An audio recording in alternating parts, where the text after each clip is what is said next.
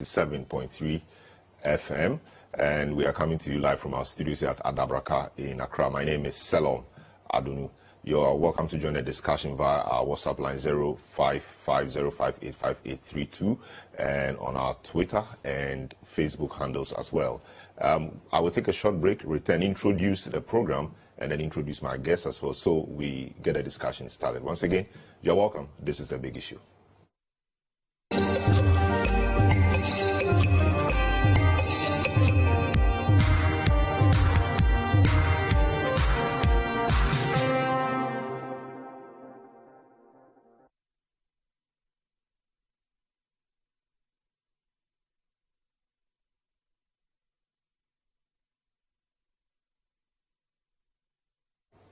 You're welcome back to The Big Issue. The Big Issue is live from our studios at number 11, Dr. Martin Loop in Adabraka in Accra. So this week has been particularly interesting. A number of things have happened on the economic front and even on the social front. On the economy, the Citi has continued to depreciate. Fuel prices have gone up and inflation has also gone up to some 37.2%.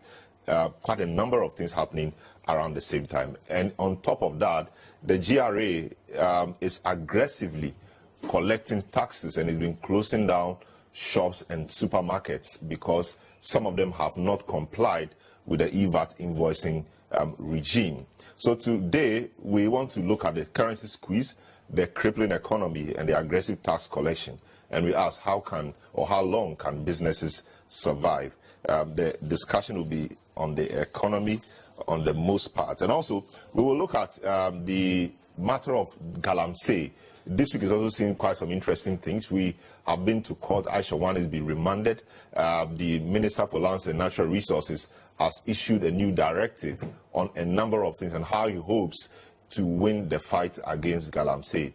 Interestingly, Freddie Blay, former chairman of the NPP, appears as one of the lawyers for the accused persons. Is there anything wrong with that, really? Should he have or should he not have taken the case? We'll look at all of that in today's program. So to help us do the discussion today, on the first part will be Joseph Paddy, who is PRO for the Ghana Union of Traders Association, GUTA. We'll have Duncan Amma, who is Executive Director of the Chamber of Petroleum Consumers, COPEC. We also have Dr. Alex Ampabin, Fiscal Policy Specialist at Oxfam, Ghana. We have Courage Boti, who is also a currency analyst, and also my good friend Franklin Kujo, President of Imani Africa. And as always, he will also join us with his views on the matter. On the second part of the program, which deals with Galamsey, we will be assessing the militarization of the war and all that we've been doing so far. Can we really survive this? Can we win this fight? It appears that we need renewed energy, and the government and the president have said that they are devoted to this fight. Is the rhetoric enough, or we need to see more? So Franklin Kujo again will be on that panel. Edwin Amma, General Secretary of the National Association of Small-Scale Miners, will also join us. Dr. Albert Kobna-Mens is a research scientist at the CSI, our Soil Research Institute. He's done quite some work on that in that area. We'll have Paul Chumberima, who is MP for Doma East, and some other person join us for this discussion. Once again, this is a big issue. You are welcome. We'll be right back and we'll take some updates and we'll get a discussion started.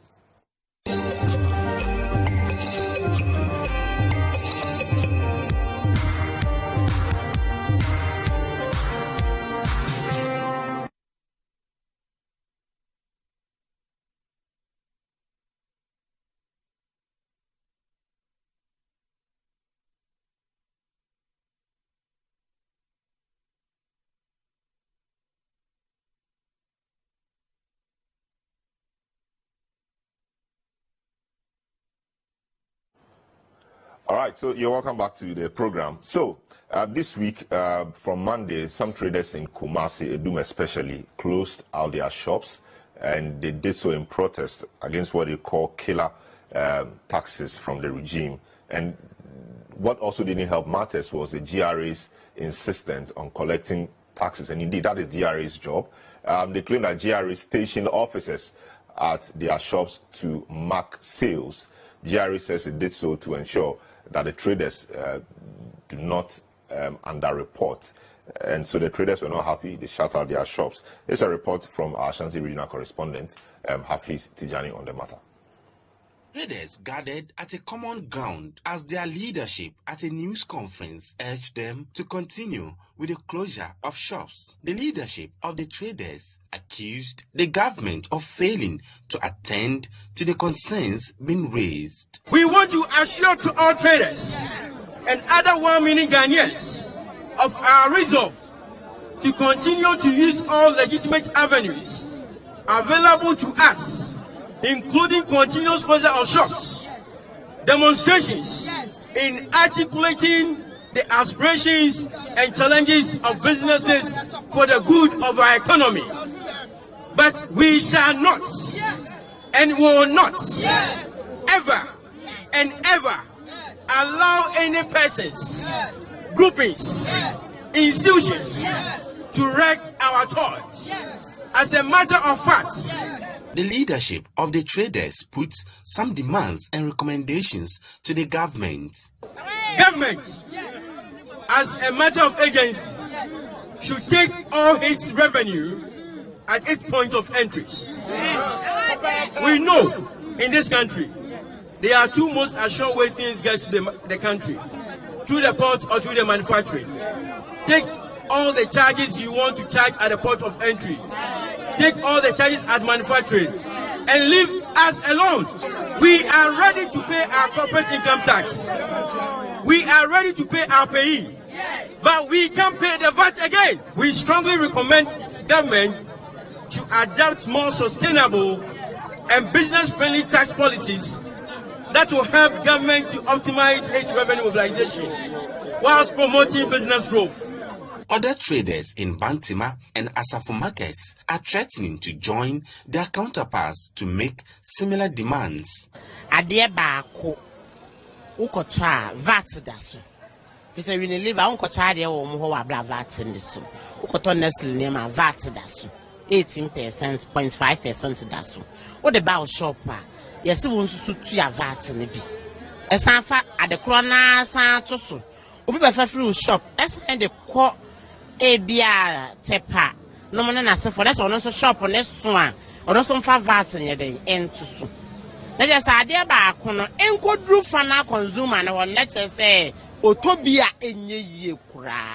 People who are visiting the Central Business District to purchase goods continue to be disappointed following the developments. Sese kumase fo so o ma to ne ma chini mai mu nyina efra no pa me ba kura yi mu manantia bepem sabre yi minya hwento ade obi aso omu sika hye ye titi nkurase ade de na nya hye kura ti se ye ne ma de na na so antwe ne ma hwe de a enu se ye nto aba na ye nkotumi nyina ya sa no ma ga na asa na ene se nyina ya sa na se nkokora ba betu o se nwan na ba betu o ene na wa wo sempa. It is still unclear for now when the traders will rescind the decision on the closure of shops. All right, so that was Hafiz Tijani's report, and the traders have since, 2 days ago or yesterday, reopened their shops following some intervention from the regional minister and some other influential persons in the Ashanti region. Also, there's been significant increases in prices of housing, water, electricity, gas, and other fuels have pushed up Ghana's inflation rate to hit 37.2% for the month of September 2022. And this was announced earlier in the week by the government statistician, Professor Samuel Enim. Here he is highlighting the impact of the key drivers on the increase in overall inflation rate for September 2022. Consumer Price Index for the month of September 2022 stood at 140.6. This culminated in a year-on-year inflation of 37.2% for the month of September 2022. Disaggregating this from a food and non-food perspective, food recorded at a year-on-year inflation of 37.8% and non-food inflation 36.8%, indicating a 1 percentage point variation between food and non-food inflation for the month of September 2022. From a domestic inflation, otherwise, locally produced items and imported items and inflation perspective, we recorded a 4.9% variation, as imported items recorded 40.7% for the month of September 2022 relative to 35.8% for locally produced items, or domestic inflation 35.8% for the month of September 2022. We do not present the inflation rate for the previous month and for the year-on-year because of the new series that we've released today. So for purposes of comparison, the chain link has to be done to enable us to do the historic comparison. From a regional perspective, we identified Eastern region recording the highest rate of inflation of 47.1% and the Upper West region the least inflation of 22.9%. Keeping in mind that Greater Accra contributed more than a third to the rate of inflation that was recorded for the month of September 2022.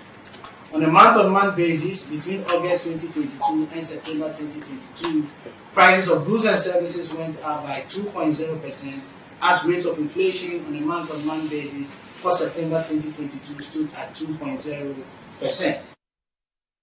All right, so that was the government statistician, Professor Samuel Enim, there. Also, the Ghana Union of Traders Association is pushing for more robust measures by government to check the continuous depreciation of the local currency. This comes as the dollar crossed the 12 Citi to $1 mark, as some forex bureaus in some part of the capital are selling the dollar at an average of 12.2 Citis as of Monday, October 10, 2022. There is more in the following report. It's no doubt that Ghana's economy is going through difficult times due to a myriad of challenges, including the poor performance of its local currency. The Ghana Citi has been suffering continuous depreciation since the beginning of the year, especially against the US dollar. Recent data from the October 2022 Monetary Policy Report of the Bank of Ghana indicates that as of 30th September 2022, the Ghana Citi has depreciated by 37.5% to the US dollar. At the same time, the Citi has depreciated by 24.1% and 27.5% against the pound and the euro respectively. In comparison with the same period last year, the Ghana Citi fared better, depreciating by 1.8% and 0.5% against the US dollar and the pound respectively, and appreciated by 4% against the euro. In the report, the central bank noted that the depreciation of the currency can be attributed to a number of issues, including the portfolio reversals and a sudden exit of non-resident investors in the bond market, as well as a loss of market access to Eurobond resources. Already, the dollar has crossed the 11 Ghana Citi to $1 mark at some forex bureaus in some parts of the capital. Some forex bureau operators have been speaking to Citi News on how the situation is affecting them. Currently, to be honest with you, we are not doing well. The city is not doing well at all.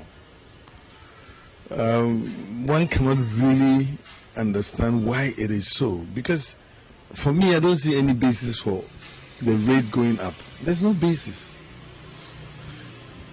It's not economically prudent to say that because of the low pressure of demand on a certain currency, the rate should go down, and if there's a high demand for a certain currency, the rate should go up. It's normal around this time. I think it's very weak. It's very down. I think the dollar has overtaken the cities and stuff, so I think it's not good at all. Because as far as they put in any I would say, if they put in any efforts of bringing down, making the city very strong, I think it's not working, because I would say there are some measures that they are supposed to do, because if they try to bring in more dollars, definitely it will depreciate again. For the Ghana Union of Traders Associations, GUTA, government's recent actions such as the receipt of the Afri-Exim Bank loan and the Cocoa syndication loan have yielded little returns. Its president, Joseph Obeng, is thus calling on government to implement more robust measures to curb the situation as we enter into the Yuletide season. What it means is that our problem is very structural. And that's what we took our time to enumerate the areas of leakages of the limited forest that we get in the country. We are now going to do our Christmas sales. All things being equal. the volume of trade was going to be increased. We are even lucky that now our capitals are almost spirited away. It meant that pressure on the dollar was going to even go up more. And if I use the normal trend that we do, it means that there are a lot more pressure going to come to bear on the forest, which then means that the present rate that we see is just going to be it's just going to give way for even bigger rate. It's obvious government needs to put in place more measures to check the continuous depreciation of the local currency, despite all the measures it has already put in place. Ghanaians would have to wait a little longer to see the cedi perform positively against other major currencies. For Citi News, I am Netele Nete. All right, so on that currency note, we want to begin the discussion looking at the cedi and its depreciation. It's been depreciating at a very fast rate. Some forex bureaus have it at 12 cedis to $1, and that is quite huge. And also, given that we are now approaching the Christmas season, Christmas shopping and things, more people are now ordering goods, and they will have to pay for those goods with the dollar. It obviously means that there's going to be more pressure on the dollar. So it appears that if nothing is done drastically to arrest the fall of the cedi, the situation will not look pretty by the time we get to Christmas. But again, so Courage Boti is a currency analyst, and he is also an economist and research lead at the GCB Capital Limited. He is on this panel. Alex Ampabin, fiscal policy specialist with Oxfam Ghana. He is also here on the panel. Duncan Amoa, executive director, Chamber of Petroleum Consumers, COPEC, also here. Joseph Paddy, Ghana Union of Traders Association, and Franklin Kujo, president in Money Africa. Gentlemen, you are welcome to the program. Let me start with you, Courage.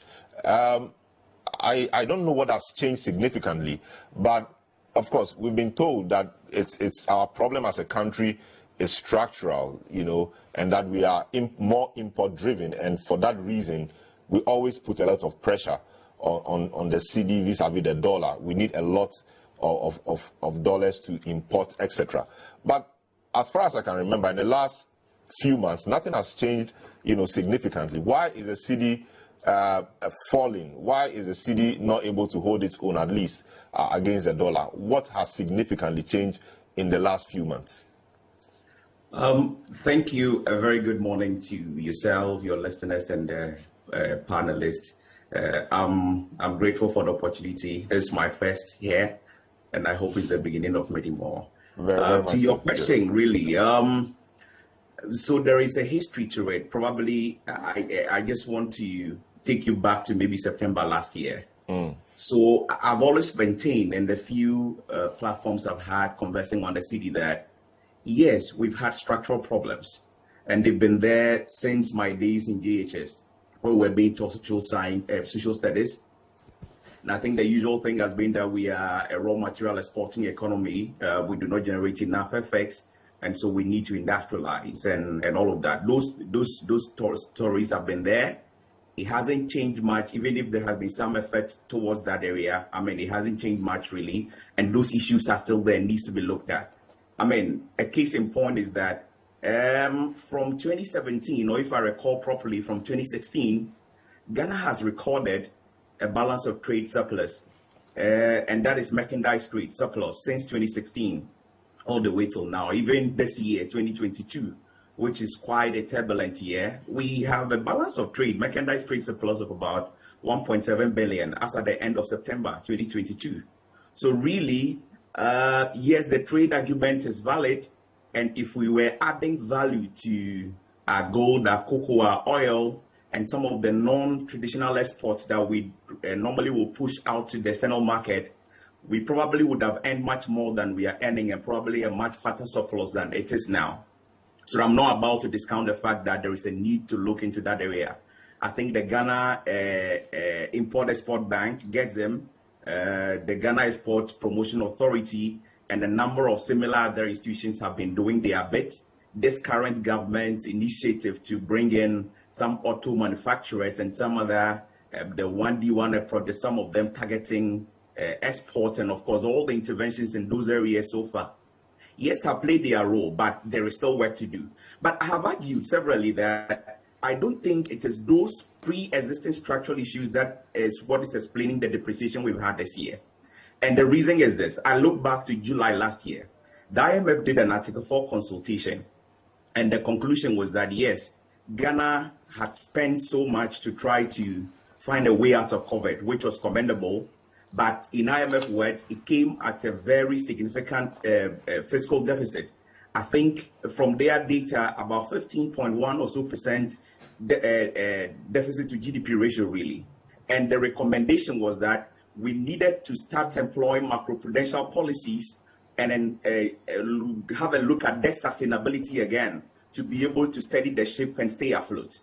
And the debt sustainability report also shared same, that as things are going now, yes, we are debt distressed, but it is within manageable limits. But we need to start looking at our debt and, of course, and our macro fiscal policies. And it was on the back of those recommendations that I think in November, ahead of the budget, 2022 budget, part of the proposals I made whenever I had opportunity was that we need to look at a conservative budget where we can trim our expenditure outlook and then make serious efforts at growing revenue.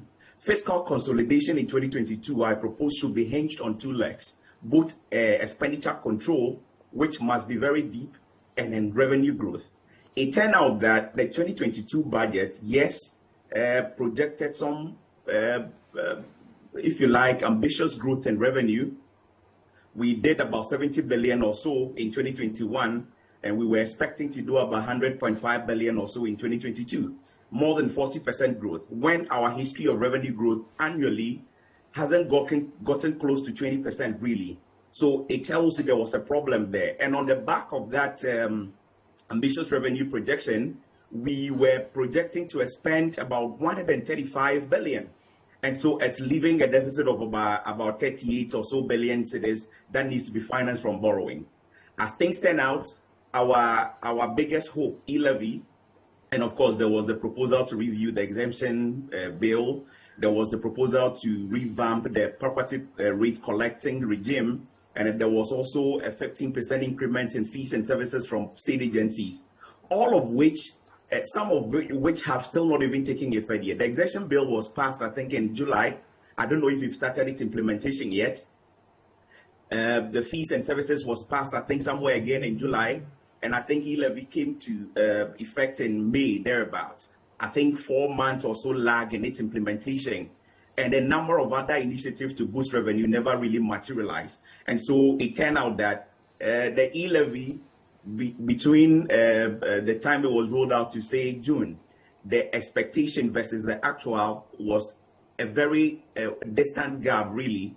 And so you realize overall revenue underperformed. As at half year, the data that is available, what we collected, if you put interest costs, if you put cost of goods and services, if you put wages and salaries, the taxes we collected at half year, those three expenditure items combined is consuming about 136% of those tax collection, really. What it means is government would have to borrow more and more and more. The debt problem that was from the beginning of this fiscal year, that was an issue that IMF highlighted, the debt sustainability highlighted, that we needed to do something about.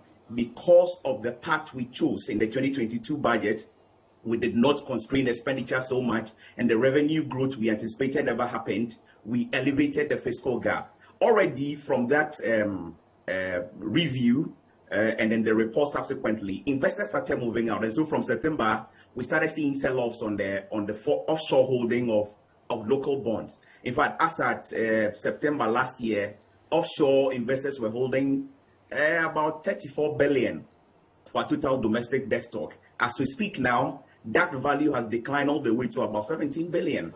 The difference is monies they've sold off from our market and are repatriating. And then you look at the capital accounts. Traditionally, we go to the bond market start of year, get enough to boost our balance of payment and, of course, the capital account. And that is money that adds to our reserve and pushing the Bank of Ghana to do their regular interventions. As things turned out, this year we couldn't go. We couldn't go because the budget position spooked investors. There were credit risk downgrades early in January and some late in January and early February. That meant that government couldn't go to the bond market as planned. And with that, and the credit risk downgrades, all of that, it sustained the repatriations, right? And so you saw that from a surplus position on a capital account previous years, this year we've swung from a surplus position to now a deficit of, close to 2 billion on the capital account, really. All of that is reflecting coupons that are maturing that people are not willing to invest and are taking them back.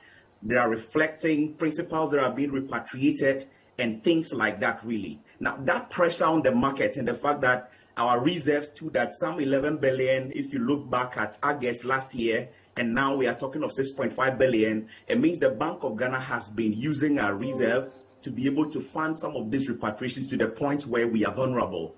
Is the reason our net reserve is just about 2 billion now, and the gross is about 6.5. We are now looking at 2.9 months of import cover. Under these circumstances, your concern will be that, if foreign investors' concern will be that, if your reserves are that low, if there is any shock or any reason for me to move out, chances are I may not get it. So I would move where I can. And of course, for this recent period, what we are seeing is that there is a talk of debt restructuring, which we have no certainty about as things stand. We are all waiting for debt sustainability analysis. The government stopped short of denying that there could be anything like that, even if they did not confirm, really. So we are all in expectation. You look at domestic debt service cost, and it's a huge one, really. And it leaves you thinking that if we will do any IMF program of note, and if there will be ever any debt restructuring of note, it has to include domestic debt. And within those uncertain period like this, where we are all waiting for clarity from it, investors would naturally not go to government of Ghana bonds. And so you realize that a 2-year bond matured not long ago, a 5-year also matured not long ago. None of them were rolled over. Naturally, government will roll over their debt. But the 5-year, they opened an auction and the demand levels were low, so they had to cancel the auction. And then the 2-year, they did not even come to market at all because, of course, given the uncertainty, they know no one will come to those bonds, really. Now, in these times, people who have monies in their hands, coupons paid to them, principals paid to them, and they're investment cautious, will look for some dollars to buy. It's not the most prudent thing, but everybody will look out for their interest. And I believe these are the things happening and dragging the Citi much lower and lower and lower as we are seeing today. I see. That's quite a detailed one you provided there.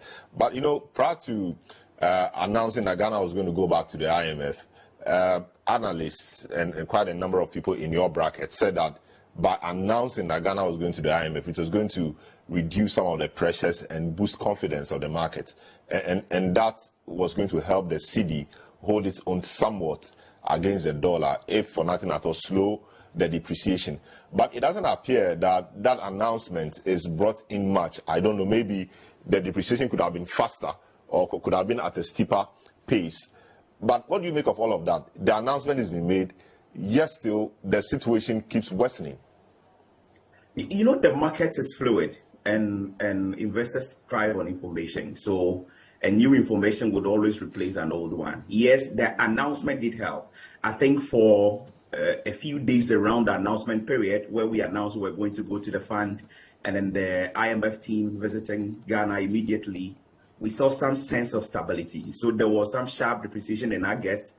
Beginning of September, late August, beginning of September, things were a bit stable. I wouldn't say stability, but not as aggressive as things were. That is a reflection of the news, really. But we are at a point now where Zambia went to an IMF and it took them 2 years to get an agreement. Not that the IMF wasn't willing. There were preconditions that needed to be satisfied. And one of those major preconditions was that I reach a deal with your bilateral creditor committee for a debt treatment. And that took a while to achieve. The circumstances of Zambia are very similar, not the same, but similar. Zambia defaulted on an Eurobond, and that already was an issue on the market. So naturally, it would take longer for them to reach a deal. We are at a point now where we can see clearly that debt service alone, as at half year, debt service alone was consuming about 68% of your tax revenue. That is clearly unsustainable. and investors who are looking at when will a deal be done. And as things stand now, and I keep saying that we could have gone to the IMF in 2021 after, and I acknowledge that COVID came with issues. Financial sector cleanup came with issues. Energy sector excess capacity charges came with issues that needed to be resolved. As to whether we use the best approach or not is not the debate today. But then those things, and they came at huge fiscal costs that needed to be dealt with, really. Now, I thought that when we were out of the woods somewhat and have started or decided that we start a consolidation, the best thing to have done, to be done as a precaution would have been to go to the IMF as a precaution so that they would kind of give credibility to your consolidation program. If we did that in late 2020 or early 2021 or sometime in 2021, probably we are not in this situation we are in now. As it stands now, all the credit agencies have downgraded it to levels where we are not too far away from a default. In fact, for Fitch, probably the next rating action will be a default for Ghana. For S&P and others, they still have some way to go, but then we are in a category now where we are seen as highly speculative, really. And the next move for you is a default. Now, no one wants to be associated with a default, really. So while you are engaging the IMF and everybody is looking at the timeline and taking heed of the fact that you want to expedite the negotiations and all of that, all those issues are there. We are aware of them, but people will look out for their interests first and foremost. And if we can salvage something, especially when we do not know how debt restructuring, if it comes on, is going to look like, everybody will look for their own interest. And that is really what is happening. So the news was heard, the market took notice of it, but the market is also fluid and taking notice of things happening by the day, and that is shaping sentiment. So until there is some sort of announcement as to an agreement reached with the IMF for a funded program and with some conditions here and there, factors that will also continue. And that is why I think the statement from the last press conference they had, that they are trying to engage the IMF and potentially include some of the programs and policies they will discuss into the 2023 budget. I thought it was a welcome one, but we are racing against time because budget is just next month, really.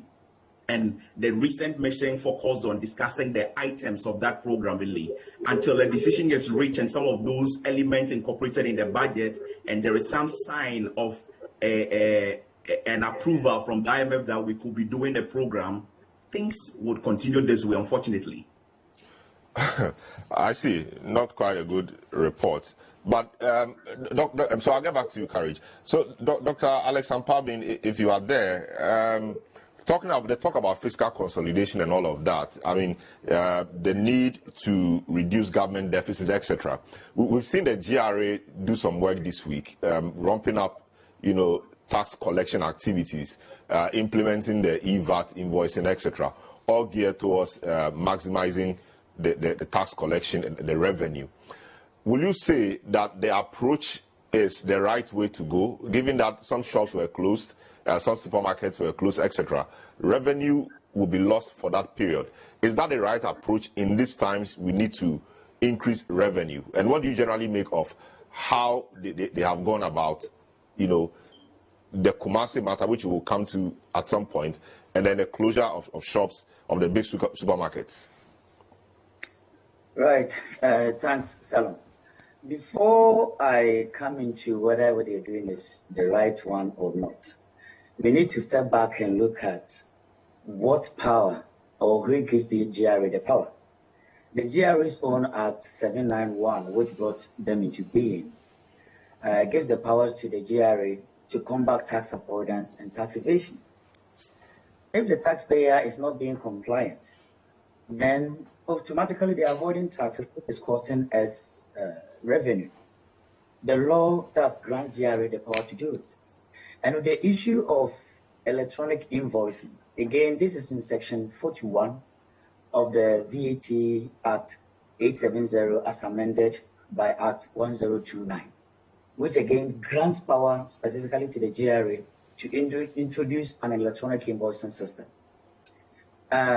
We are all here, and I mean, we do hear issues. Some of us have experiences when sometimes you can actually go into a shop and a shop owner may ask you, do you want a VAT invoice? If you say yes, then automatically you are going to have the price added. If you say no, you end up paying much lower relative to what you have paid should have. And nobody will really say yes because nobody wants to pay more.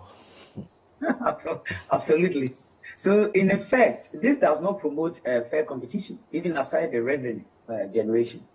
Meanwhile, the trader, what they are supposed to do is just to collect and then pass on the VAT if they are indeed VAT registered.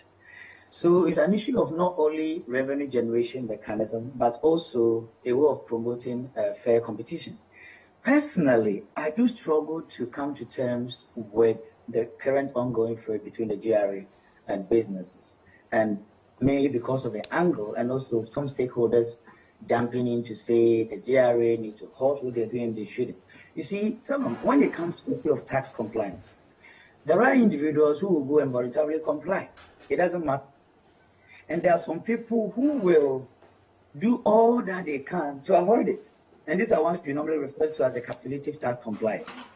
They will find any creative means to avoid it, but they will comply once they get to know that the tax authority is ready to bring in some measures that will lead them being punished. So we can't assume that all taxpayers are going to be compliant, regardless. So, the GRA has to employ a mixture of both punitive measures and supporting measures in order to promote compliance, for which we have asked them to do. Now, come to revenue collection.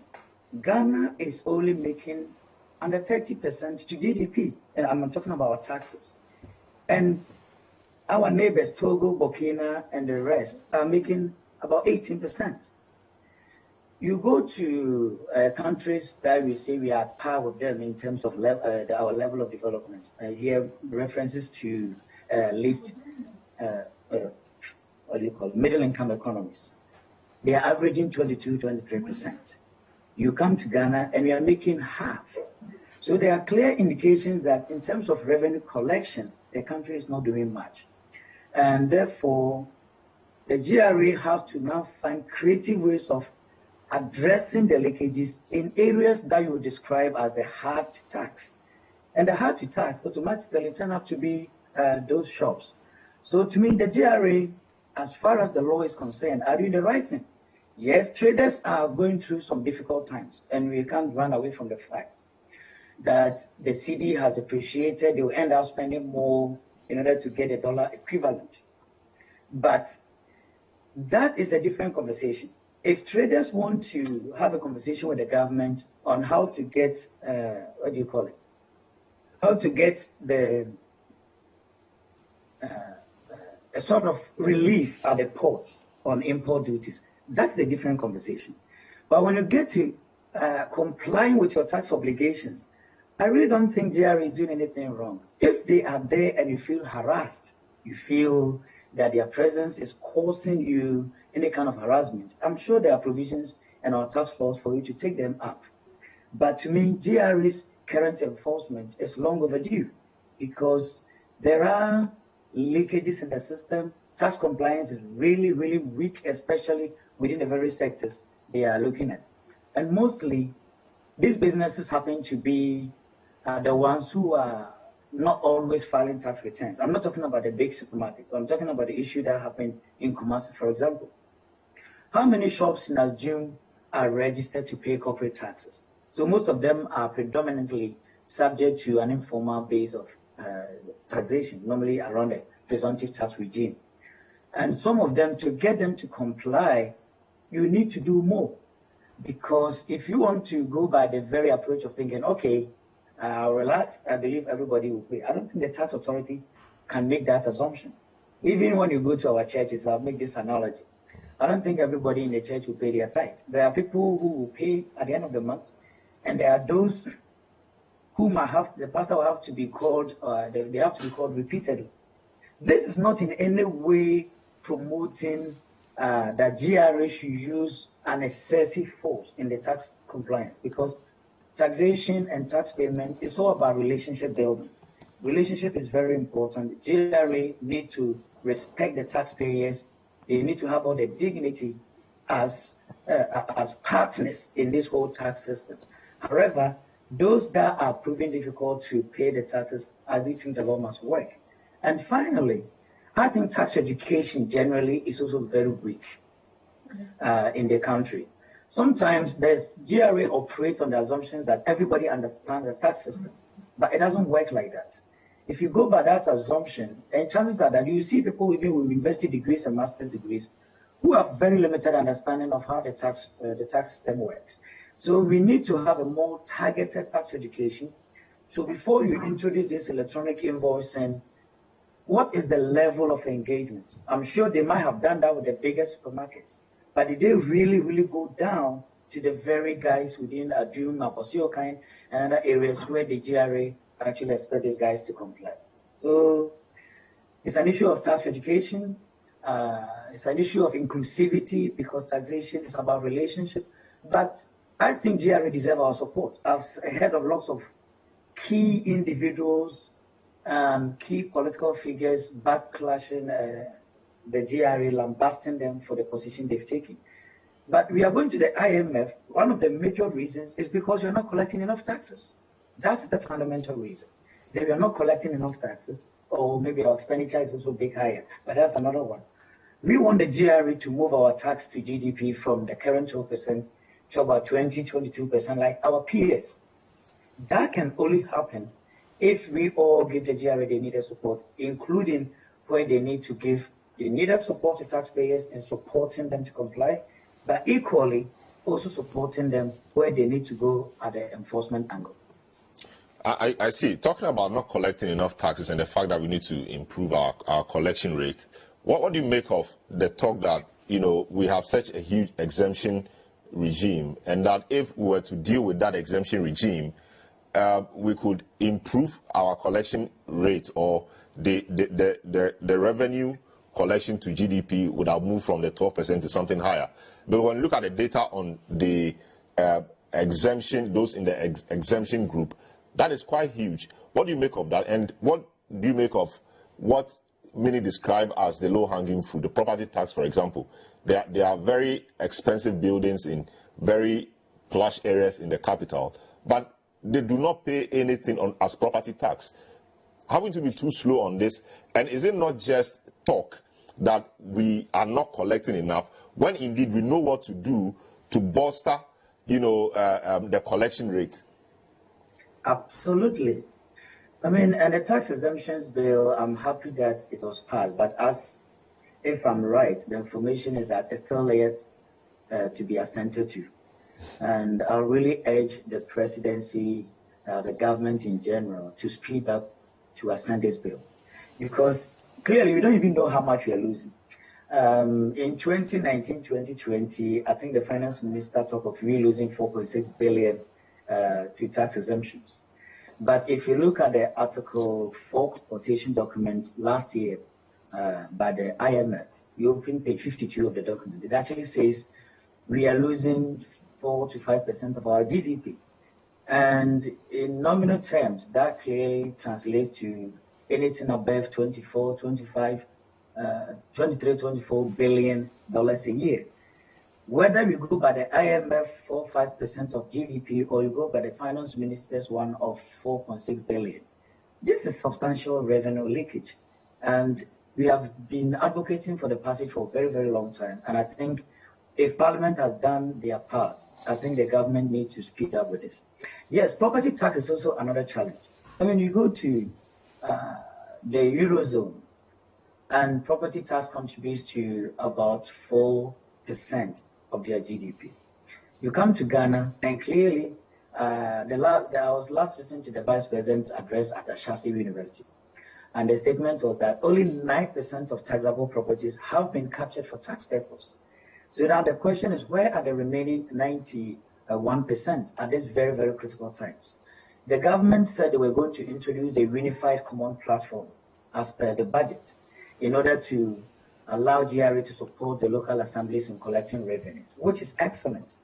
Whether the GRA leading the role will work is also another conversation, I'm sure, for another day. But at least to have a standardized valuation, have a database to be able to capture all taxpayer details, property details, to be able to even send electronic invoicing and reminders in order to bring standardization to the property tax collection was excellent. You might have somebody living in a very expensive area with over $2 million worth of property, paying 300 Ghana a whole year in property tax. Sorry, but that to me is a joke for a country that is looking for revenue. In addition to that, you have the informal sector. We've been talking about this for God knows how many years now. This is a sector that, by the Ghana Revenue Authority, their own estimation, also as per the Ghana Statistical Service, is almost 70% in all economic activities in the country. Sadly, they contribute only 2% in direct taxes to government coffers. That clearly also is a challenge. And we want to talk about the informal sector. I'm not making reference to the cocoa seller or the tomato seller or the shoe shine guy on the road. No, we are looking for real drivers of the informal economy. And with this example, I normally like using is that if I want to build a house now, I'm going to need the services of a mason, as you call them. I will need a plumber, I will need an electrician. So for one property I put up, the mason might charge me about 40, 50,000 or even 70,000 to put up. Within 3 months, he will finish. He will move on to another one. In a year's time, this person has generated over 300,000 Ghana Citi. As it stands, there's no clear way of taxing these individuals. So it got to the point where we need to look at the real informal sector guys who are making the right revenues. They are the real drivers of the economy. If I want to build and I say I want a sand, a trip of sand, the car or the truck going for the sand, what kind of tax do we levy on them? Apart from maybe they paying, I think, is it the vehicle levy or whatever you want to call it. Clearly, there are so many taxing potentials in there, and the informal sector to me represents a very, very big one. And I think it got to the time where government need to look at. And also, we cancelled road toll when we didn't have revenue. There was no need for government to cancel the road toll. To me, the suggestion here is government cancelled the road toll as a way of saying that we know you are burdened, you don't have to spend a lot of time in traffic. So we are scrapping the road toll, so accept the e-levy. So there's something government was throwing to the people to make them accept the e-levy and ease the stress and the stress they face in traffic. However, that did not, turn out the way government expected it. Absolutely. And to me, I mean, from day one, we all know the e-levy was not going to work. And I think on this very Citi TV big issue platform, I was part of a debate with the Deputy Finance Minister when we raised this issue that there's no way the e-levy was going to generate the needed revenue. To me, it's got to the point where if government really wants to be aggressive on revenue generation, so there are key drivers or key areas government needs to look at. Tax on road taxes, to me, is an area government can look at. You see, when you go to buy fuel, they put some element of road tax there. If you want to GBLA to renew your vehicle, there's some element of road tax in the fees that you pay. It goes to the point where government has to scrap all these small road tax related components in those services. Now, government can introduce a one standard road tax system. With the road tax, every road user pays. It's not whoever crosses the toll booth. You can still get rid of the toll booth, introduce a standardized road tax. So, for example, saloon cars probably will pay, let's say, 100 Ghana a year. Let the 4x4s, mini 4x4s pay, say, 150, the V8, 300, and the articulator trucks, say, 1,000 a whole year. We are saying we have about 2 million vehicles in Ghana. How much revenue do you think we raise a year by getting rid of all those small road levies on the other areas and then bringing them all into one, naming it road tax, making sure that when you go to renew your tax, your car documents at the DVLA, at that point you make the payment. This revenue is earmarked, so therefore we know exactly where it's going. This can really fund our road budget and other infrastructure budgets. So government needs to be creative. Property tax is 1, tax exemption is 2, informal sector is 3, and to me, a reintroduction of reintroduction of the road toll, but this time in form of a road tax, to me will make a huge difference. But we can't talk about tax payment without accountability. Government accountability around taxation is very weak. And that itself does not inform or enhance compliance. Government has been collecting some taxes, for example, the earmark tax, like the sanitation levy, for over a year now. Can we really sit down and ask ourselves, what has government done with that revenue? If you cannot account, compliance will suffer. So we cannot talk about tax payment without talking of what is the tax revenue being used for. I'm not saying it's not being used for nothing, because police, the teachers, the doctors are all paid from our tax revenue. We get it. But then when taxes are earmarked, the communication service, that it was earmarked for something.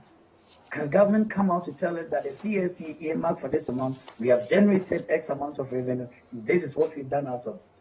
With the sanitation levy, this is how much we generated. You're still going to create some landfills outside Accra to make Accra clean, move all the mess in Accra and dump it there. Accra becomes the cleanest city. Where are we with that agenda? When people start seeing this, they will comply. People want to see that the taxes they are paying is not going down the drain. And to me, accountability in tax revenue is one of the key areas in ensuring that we generate a substantial revenue for our development. I see.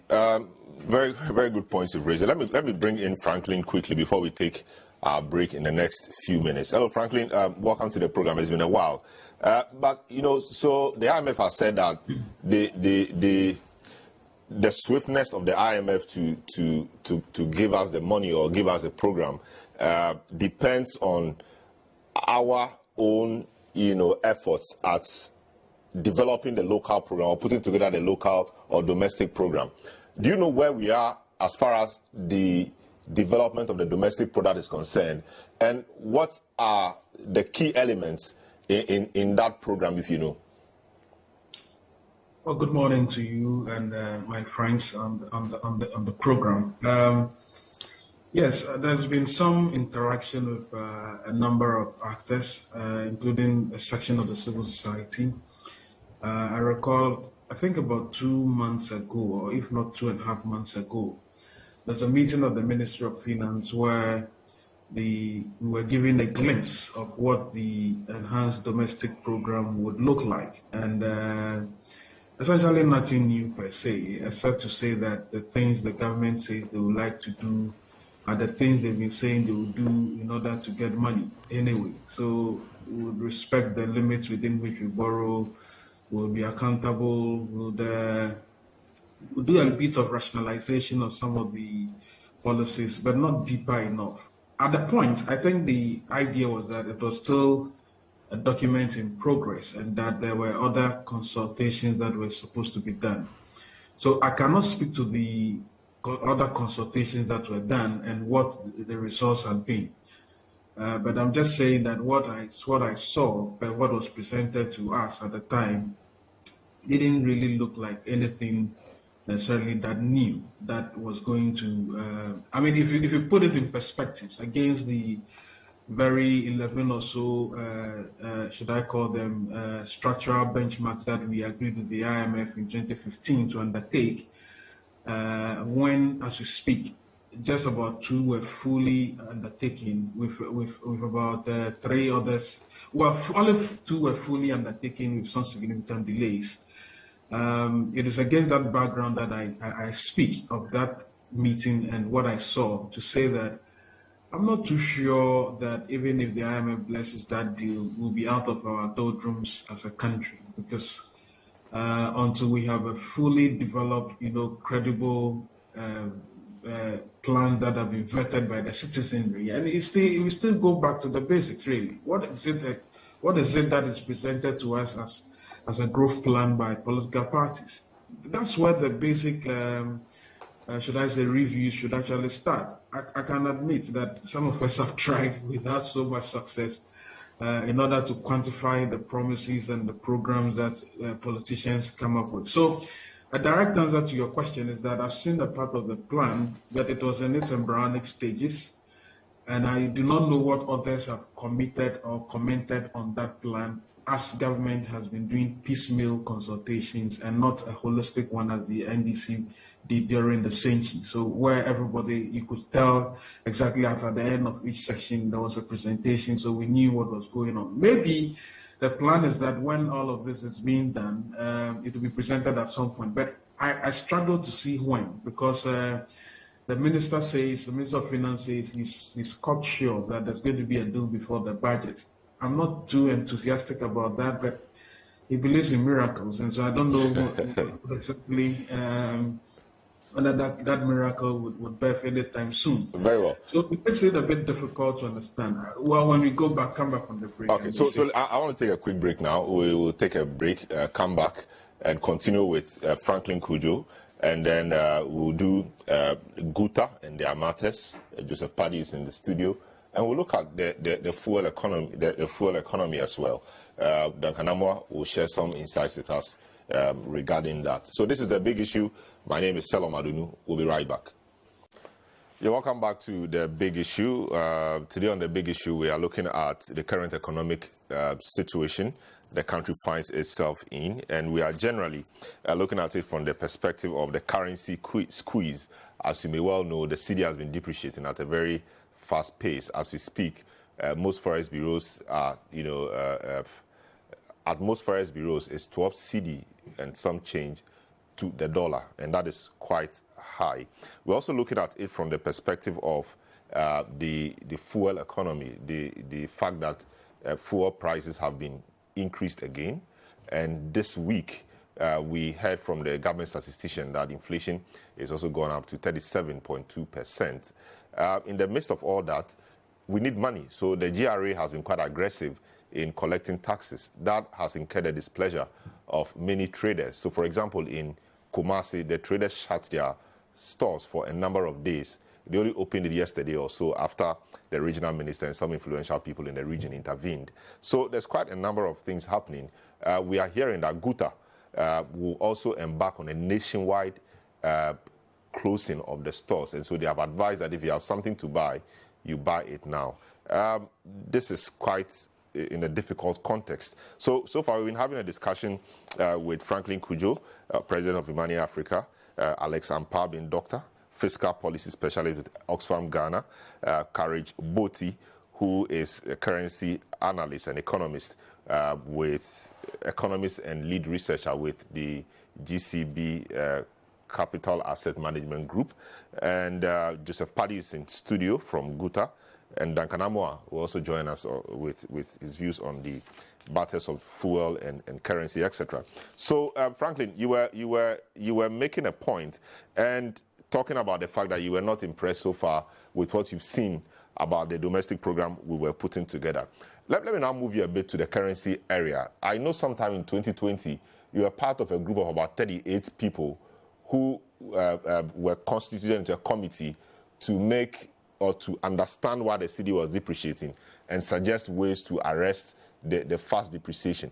I don't know what has become of that group, but the situation now is worse than it was when your committee was constituted. What has become of that, and what work did you do?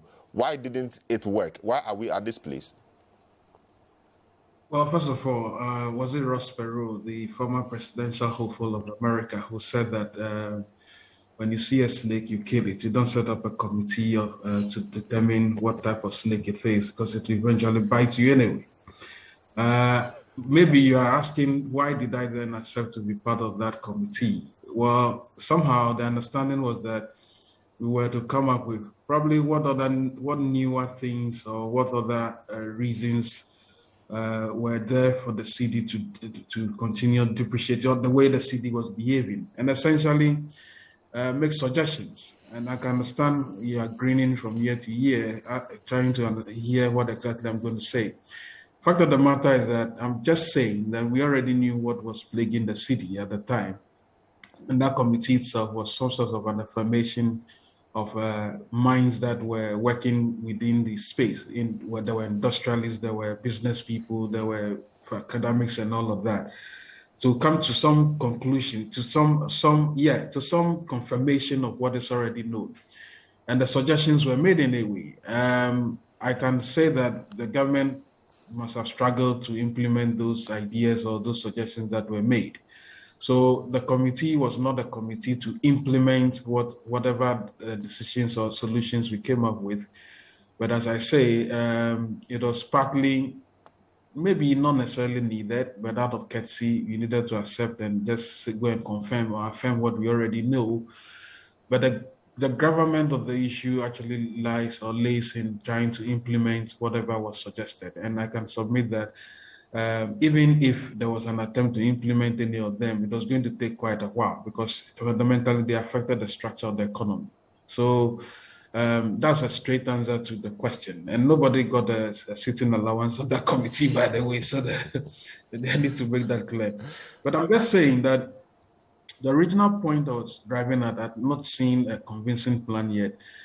Because of the piecemeal nature of the consultations, must be predicated against what may probably be looking new right now. As I said, I don't know what exactly is going to be the final plan that will be presented to the IMF. But my point is, whether it is whatever plan is presented to the IMF, we are not necessarily excluded from the very intricate nature of our politics, the structure of our politics, the structure of our governance, which must change in addressing the fundamental issues of programs, projects, and policies that whoever wins the elections actually come up with. Let me just probably digress a bit. You know, this tax thing, a part of my libertarian streak begins to wonder whether the GRA is not being asked, is not setting unrealistic targets for itself. And maybe, yes, everybody should pay a tax, but is it the time now that you're in an IMF program that you need to start looking into every hole and making sure that you disgorge that hole and get out every rat that is in there? You may be spending too much energy and not probably getting too much light. And so for me, at this juncture where the currency is punishing my friends Paddy and Co, and indeed everybody really, because everybody buys feels a crunch of the currency, and inflation is lacking around 65-70%. That's how I feel, and that's what it looks like. But officially, it's at 37.2%. Well, as you can tell, that's official. Even if you deal in the underground economy, you be sure that is not it. Anyway, let's leave it there. I'm just telling you that the way it looks and feels is about 60-65%. Now, on top of all of that, you're now racing after people because you set yourself some target to achieve willy-nilly. I'm not running away from the challenges of raising domestic revenue in this country. And I accept what my good friend Alex talks about, the alternatives, property tax. Even property tax, we are not even dealing with the value of the land. We are just looking at buildings that are nice and they've been built, it costs maybe $2 million, but that's not how the valuation is going to be done. So we need to change the law even to ensure that the value of the land is included in the property, in the taxation of property. But you see, again, let's go back to the other points I mentioned about what convincing plan beyond all these rat racing to ensure that we get so much within a specified time. It's an issue about what optimal size of government do we really want for ourselves as in development? What exactly do we want the government to undertake, and what are the other things others can do with themselves, by themselves, with their money? If I see a tax plan that is necessarily going to enhance growth, I may also ask myself, how is it influencing the productive elements of the economy? Maybe Kwesi Kwarteng's economics will come to bear here. I mean, I think it was on a solid plan, but of course, the exigencies of the time did not allow him to make his plan come to fruition. I mean, tax cuts are the wisest things to do, and when you have challenges, really, because at one point, in one breath, you think that you can generate that growth by yourself. That's when you are channeling the money productively. But when you are not doing so, as we see in this part of our world, well, you probably let others be and let people decide what they want to do for themselves. Of course, the later you get, just take care of the teachers, healthcare, and a few others, and come up with means by which the productive elements of the country or the economy can also bear a bit of the tasking. I'm not, this is not libertarian ideology. These are things that work. You take a look at the as I said to you not long ago, just under 34% or 30% of the public financial management tools or decisions that were supposed to have, respected by 2019 had been undertaken. And in one breath, I recall that about 88% of government transactions that we saw were outside of the gift mix. And these transactions are large transactions. It goes back to the point again I'm making. Government seems to be the biggest spender, the biggest, what's it called, aggregator of our taxes and its use. Question is, what value do we get in return as citizens? I think that question also ought to be answered, and I can say that it's not an answer that I can submit. I'm sure it's not an answer the government is expecting to give within the current challenges that we have, but it's all part of the equation. So these rat racing, chasing productive elements of the economy to squeeze a lot more out of what they probably do not have is what is leading to this desertion of shops, and indeed its should I say cascading impact on everybody, including you and myself, in this economy. So look, there are no easy answers, but I think we know exactly what is accounted for where we are right now. And I say that disproportionately the government should take significant part of the blame. I do not, for once, again, I'm not suggesting people should evade taxes. I'm not saying that. But at this juncture, right now, that approach there may be a blowback and ways that may affect the economy than we ever thought. I see. All right, let me come to Joseph Paddy. He should be happy with some of the points you have made, frankly. All right, Joseph, the point really is, and indeed what a lot of people are struggling to understand is, why do you close your shops? Because government wants you to pay tax. You know, you have to pay taxes. You are working, you have to pay tax. Yeah. That is what helps the country to grow. Yes. Why do you shut your shop? Because government wants to be sure that what you say you collect is indeed what it is, by stationing people at your shop. If you know you are doing the right thing, why should you be worried that I have come to place somebody at your shop to ensure that what you say you declare is the right thing, or what you say it is the right thing you are declaring? No, we are not against paying tax. We've been paying tax since Adams. Under declaring, that's what the GRA is saying. It's relative when it's under declaring. But our issue is not only on the tax issues. Apart from that, there are so many issues. And we are also talking about timing. Timing is critical. Timing means what? That you don't collect enough money to pay taxes on? You see, the dispensation we find ourselves, and now you are increasing the tax rate. That's the issue. The tax rate that you are increasing. Increase what tax rate? Tax rate. Because we used to pay 3% flat VAT rate. Now it's been moved from about 6%. Cumulative, when you put it together, it's about 19.2 or something. So the rate is extremely high. And it has its cascading effect on the trading. Flat rate is not for everybody. It's for just some small scale, businesses. Yes, but they've given some threshold to that. So we are saying that. So and especially our brothers who deals in confectionery, you see a cascading effect, and the line of distribution from the manufacturer to the distributor to the wholesaler. So every point in time, 6%. So it's moving on. So one item you paying a tax component of about multiply 6 by 3 or 4. No, but that eventually gets paid for by the consumer. And we are also consumers. So the retailer doesn't get to pay. The consumer pays that. The consumer pays. The consumer cannot afford, and the goods are in the stock. He has gone to borrow money from the bank. He has to pay his bankers, and the goods are still lying down there. And then there's no parity in the system. A brother is registered with VAT. The next shop is not registered with VAT. We've been complaining about all this. Let's be parity in the system. Why? Because you price, and even there's no compulsion on the consumer to take a VAT receipt. Yes, some of the shops, when you want to give them VAT, you say, no, I don't want VAT receipt. So at the end of it all, you blindly put some money on top of it, or you use some of your profit to go and pay for the VAT. Because what is the compulsion on the consumer to take? When you tell them, I'm a VAT registered, they don't want to even buy from you. These are the difficulty we find ourselves. So there's no parity in the system. So we told the GRA, make sure you register almost everybody. Let's be parity. Then for compliance to go up, let's bring the tax rate a little lower. So we all did class 1 mathematics, if more, let's divide. So if we bring a lot of people in the net, then we can divide amongst ourselves so that the compliance level will go up. But as it stands now, you keep on. I remember once upon a time, the vice president said we are moving from taxation to production. And what has happened that now the finance minister. The finance minister now is moving. The taxation is moving to another taxation. We are increasing, and at the time we find us when we are saying cost of doing business in the country is extremely expensive. Go to the port, cost of clearing goods expensive.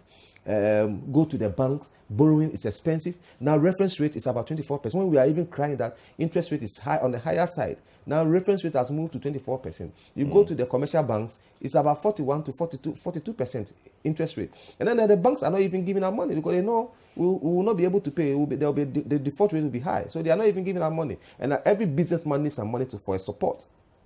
That is why our people are not important. So not that our members don't want to pay tax, but we are saying the timing is wrong and that the tax rate is extremely high. Cumulatively, you are paying about 50% of your dutiable items. So if you import a goods about 100,000, you are paying 50,000 as duty. My brother, who will survive under this dispensation? No businessman will survive under this dispensation. We tried to do a work. We went to the port to check what is going on there. Containers that we used to clear a week, maybe about 100 containers. Now you go a week, the whole week you are clearing about 20 containers. Go to Jubilee, go to MPS, go and see. No activity is going on because we've been complaining that the cost of doing business at our ports are extremely expensive, and we are losing business to our neighboring countries, and they didn't appreciate that. But later they found out that what we are saying is true. Now people are clearing their goods through their neighboring countries. Even our neighbors, Burkina Faso, who used to apply their trade here, no longer apply it because our ports are extremely expensive. But if you clear your goods in Togo and you come through, you must pay the duty as well. So does it really matter? Oh yeah, the corridors. Yeah, that's why we're saying. Or they'll smuggle the goods through the country, into the country. I didn't hear. You didn't hear that from me anyway. No, Yes. because that should be the only logical thing. Because once you enter through the country. You enter the country through the approved routes. Through the ECOWAS routes, yes. Through the ECOWAS routes, yes.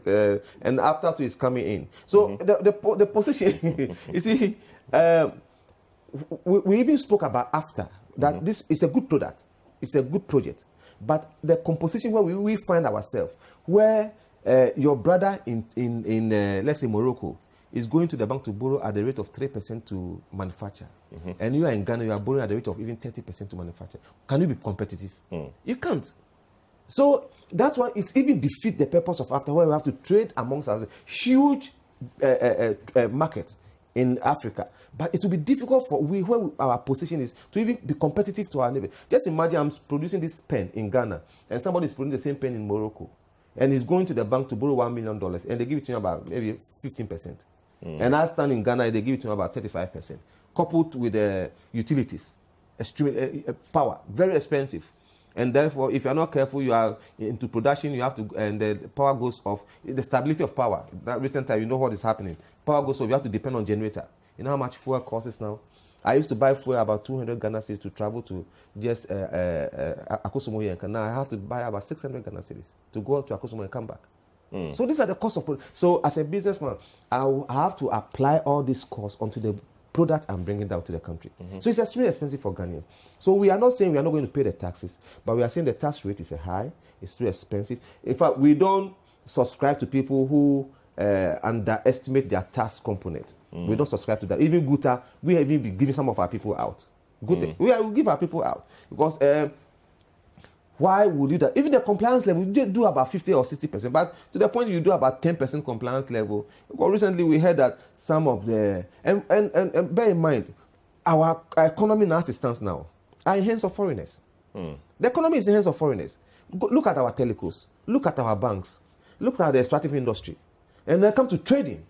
All the malls you find how many Ghanaians own those malls? They are putting pressure on the foreign exchange. And these are the things we've been complaining about, that empower the Ghanaian economically. Let the Ghanaian hold the economic power of this country. Therefore, when all West come to West and the foreigner want to repatriate or sell, now what they do, 100% repatriation.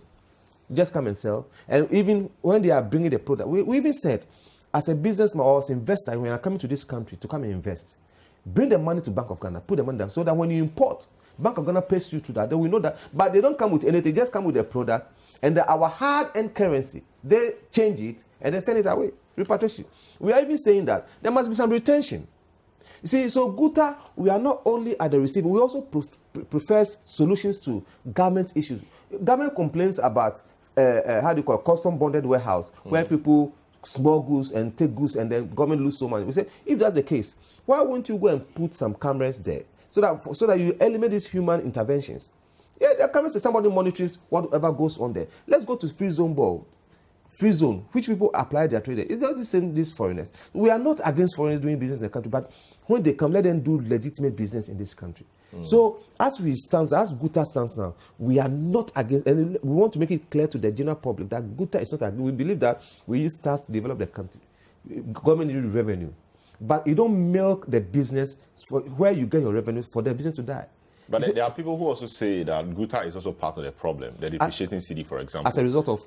You guys go to China and other places to buy goods. You gather the foreign exchange, and then you pay for your goods with it. That also adds to the pressure on the city. What were they expecting us to do then? Is there a need? Is there a demand for the product? As it stands, I told you earlier on, our manufacturing sector is not competitive. Therefore, people find it difficult to go into manufacturing. We are not interested only going into trade. No, trading is the first step. At the end of it all, we want to metamorphose ourselves into manufacturing. But the manufacturing side is not attractive. Even the manufacturers are even moving into trading because it's not attractive. Who is going to borrow at this time at the rate of 40% to go into manufacturing? So if government comes out, that's what I'm saying, it must be deliberate policy. If government comes out that anybody who wants to go into manufacturing and produce made in Ghana goods, there's a fund for you, 10% rate, interest rate. But is that not what the 1D1F program or project is doing? I mean, government is supporting people who want to put up factories to employ people, etc. That is what government is doing, and some foreigners are taking advantage of it. Foreigners are taking advantage. I mean, it's open to everybody. And I'm sure if you're a Ghanaian and you go, I mean, you'll be looked at quite differently, which is actually good for us. No, it still comes out to finance. Number of factories that foreigner is coming out with a fund at the rate of 3%. If I want to go into 1D, 1F, I have to consult some banks for the right up, and there's no way the bank will give me that money at the rate of even 15%. Our neighboring countries, the highest we can get. But government has some assistance for. Government has some assistance. But it must be a deliberate policy. Apart from that, utilities. What happens to utilities? Cost of production is part of it. Utilities is part of production. We're talking about water. We talk about electricity bill. Even the land acquisition. How difficult it is in this country to acquire land and the litigation around it. So it's not attractive. I have a friend who used to produce. I really use him as an example. Who used to produce nails. The one we used to for roofing. Yes, he was doing very well. And then recent time, I asked him what is happening to his factory. He said, I've closed down my factory because I'm losing so much. Because even when I import from China, we're paying duty and everything. It's still cheaper, about 3 times cheaper than that which I produce here. This is a difficult where we find ourselves. So people are not ready to go into. If the manufacturers will come and tell you they are applied, you open up your mouth and you'll be shocked.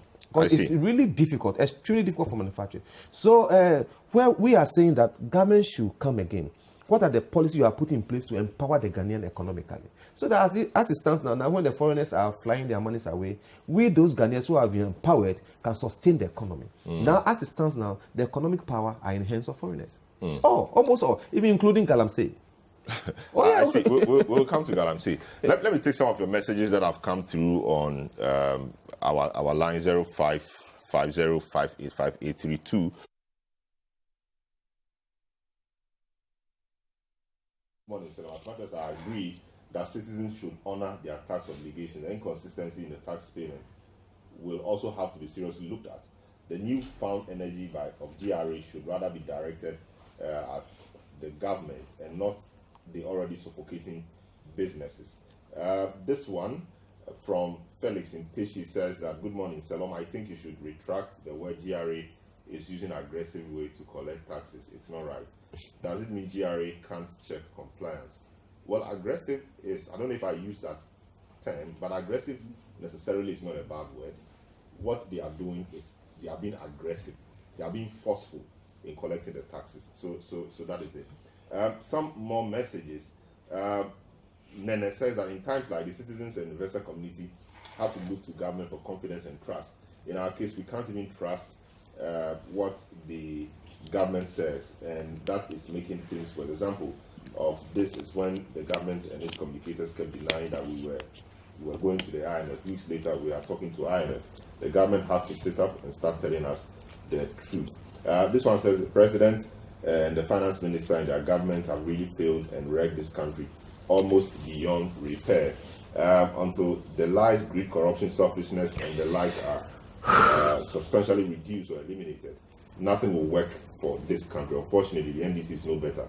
They are waiting for their turn to loot, you say. So I will go for a break, come back, and we'll talk to Courage Boti on some other matters on the currency and the depreciating issues. Don't go away.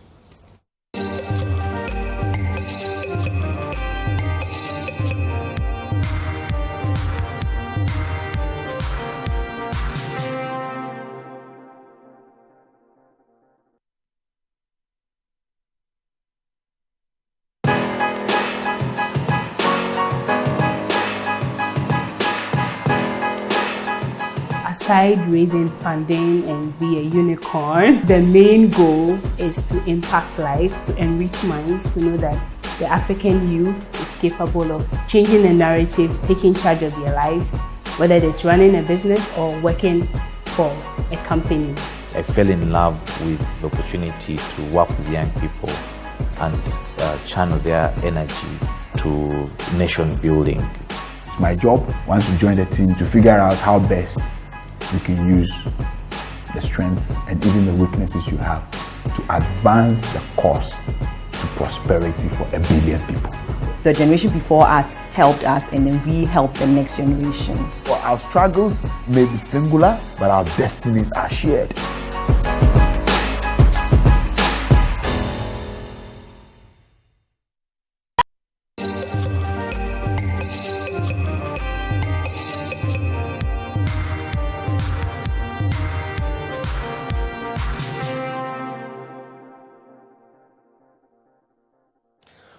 All right, you're welcome back to the big issue. We are looking at the economy generally, the prevailing circumstances, depreciating Citi, high inflation, high prices of fuel products or petroleum products, and a whole lot. And we are asking whether businesses can cope and for how long can they cope.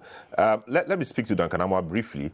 Duncan Amoah is Executive Director of the Chamber for Petroleum Consumers, and they have been making some projections that the situation doesn't look good at all. And given the fact that the city has been depreciating and the fact that we pay for the petroleum products using the dollar, it simply means that we have our backs against the wall. I wonder what solutions he has or suggestions, as we say, he has to give government. But I know the Bank of Ghana is been auctioning some dollars. I don't know whether that has helped in any way. Duncan Amoah, welcome to the program. You estimate that petrol, for example, could be selling at 15 cedis per litre by the end of the year. Is that correct? Salom, you are not looking at the end of the year. You are looking at tomorrow. This is not probably something to wait a few more days for. Diesel is currently trading at averages of 13.99, and it's likely to go to about 15.16 effective tomorrow. Petrol is currently around 11 cedis, 10 pesos. It's likely to do about 12 cedis, 13 cedis by tomorrow. And then what this means also in but before that, terms, Duncan, before that, when is the next window? Yeah, when is the next window? It starts tomorrow.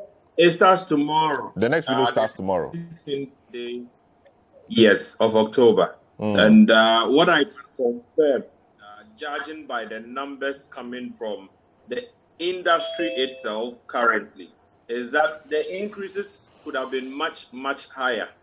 If you just oppose what you have on the international market, and then the city's depreciation run over the past 1 week, particularly, you are not looking at a situation where things are likely to get any easier. And so Ghanaian consumers, unfortunately, would have to brace up to pay a little more than they are paying today. And so if you recall on your network yesterday, I would admonish anyone that has a need for fuel to probably take advantage of the information ahead to get something in their tanks, because you are simply going to have to pay more effective tomorrow, which marks the second window October. The BDCs are simply asking for a little more, although they are also considerate. If you look at the FX situation, some of them still complain that even the dollar to pay suppliers now is a headache. When you have the Citi, you are probably unable to access the dollar, which intervention the Bank of Ghana earlier had proposed to step in for. That intervention started off with about 50% of their forex needs. As of July ending, it had dropped to about 15%. By August, September, you are probably doing less than 10% of their forex needs. So clearly, there's still that huge forex funding gap for them to pay suppliers. And then, in addition, you also have the Citi depreciating vastly. So if you set your pricing, let's say for the previous window, using 10.5 exchange to the dollar, what it means as of this morning is that you probably have to do 12.5 because the foreign bureaus themselves are doing 12.2, 12.3 as of this morning. So naturally, the Citi is pushing fuel pricing upwards, whilst the international market bullish sentiment is also driving crude prices, and for that matter, price of finished products also upwards. If you put the two together and then you just oppose with the very high incidence of taxes, it simply doesn't look good. And we think that if this trend is not arrested, if the economic management team do not find an immediate solution to the Citi's fast depreciating nature, you are simply going to pay about 18 cents for diesel within the next 2-3 windows. And that is not the end of the year. I see. Your colleague, Nana Mwisi, yesterday said that we risk running out of fuel or petrol, if you like, as a country in the next few days because people have Citis, but they cannot get dollars to buy, to import the products into the country. What can you tell us about that? Clearly, that is a rehash of what I had mentioned earlier. The forex unavailability for petroleum importers. And so, just like he has mentioned, if you need to offset your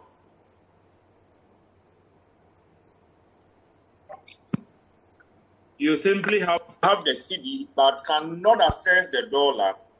What it simply does to you now is that your creditor will be waiting, your supplier is waiting to get paid. You don't have the dollar to transfer. And so cargo that Salom originally probably would be set for West Africa, Ghana, at some point will cease. We may be getting to a point where there will simply be no more cargo coming in due to the inability of your BDCs now to meet their financial obligations as far as paying their suppliers is concerned. Yes, it's a very huge possibility, probably for the next window. This window, we have enough stock, I can confirm. But as to whether there will be still cargoes coming in to replenish whatever we consume, you probably should be looking at the next 14, 15 days. We might hit a difficult point if the forex situation availability does not improve. Very well. So Courage, I don't know what else we can do about the currency situation. We heard a few weeks ago that the Bank of Ghana has started purchasing gold as a way of helping shore up the Citi. What can you tell us about that, and how does the gold work to stabilize the Citi in this very volatile situation?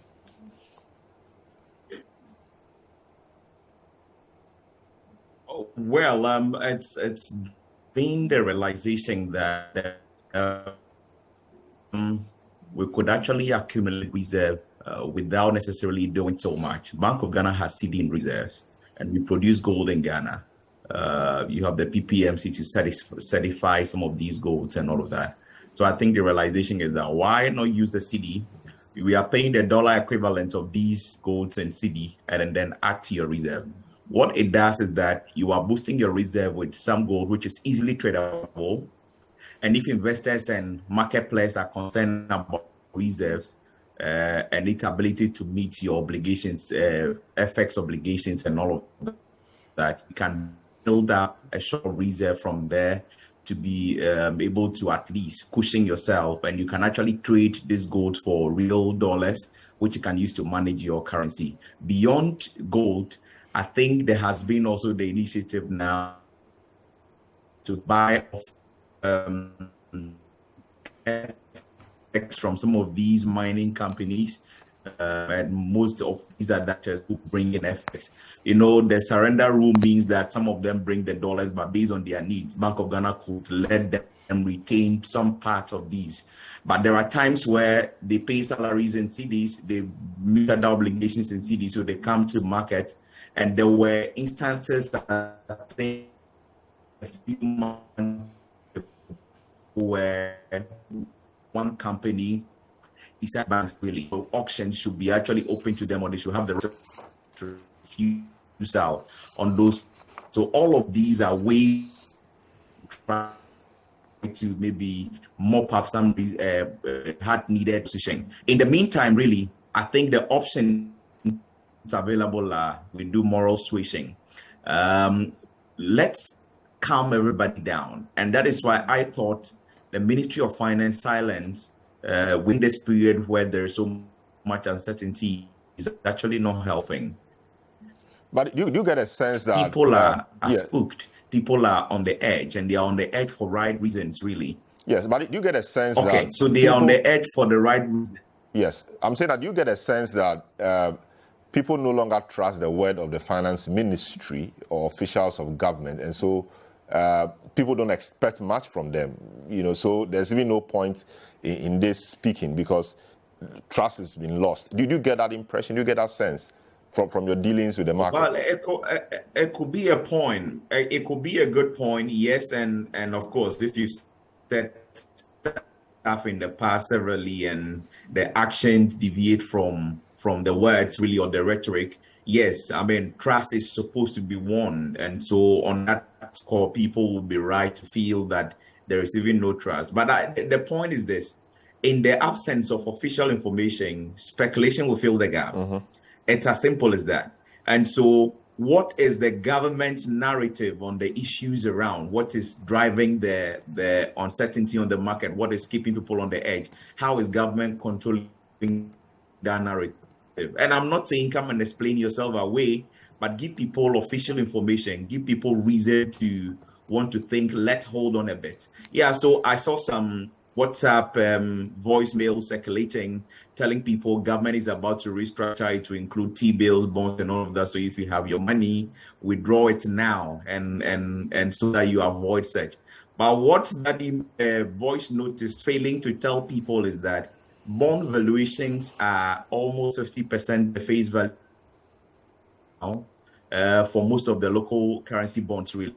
And if you go selling off now because of your principal, perhaps even a haircut from government might not take your principal. And perhaps a haircut might mean maybe trimming your coupon rate. If it were maybe 30%, maybe, I don't know, I'm just speculating, maybe some 10%. You will still get something anyway. It could be a tenor extension. So instead of you getting your money maturing in, say, maybe the next 2-3 months or so, we could extend the tenor to say maybe a year or two.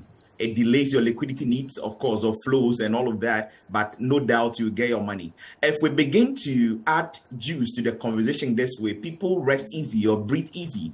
But as things stand now, people are filling the space with speculation.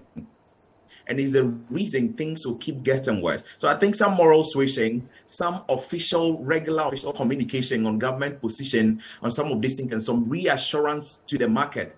Yes, there was 1.13 billion cocoa loan, which I think was concluded not long ago. The actual disbursement hasn't even hit the market yet. Question is, if it starts flowing in, will it assuage the situation?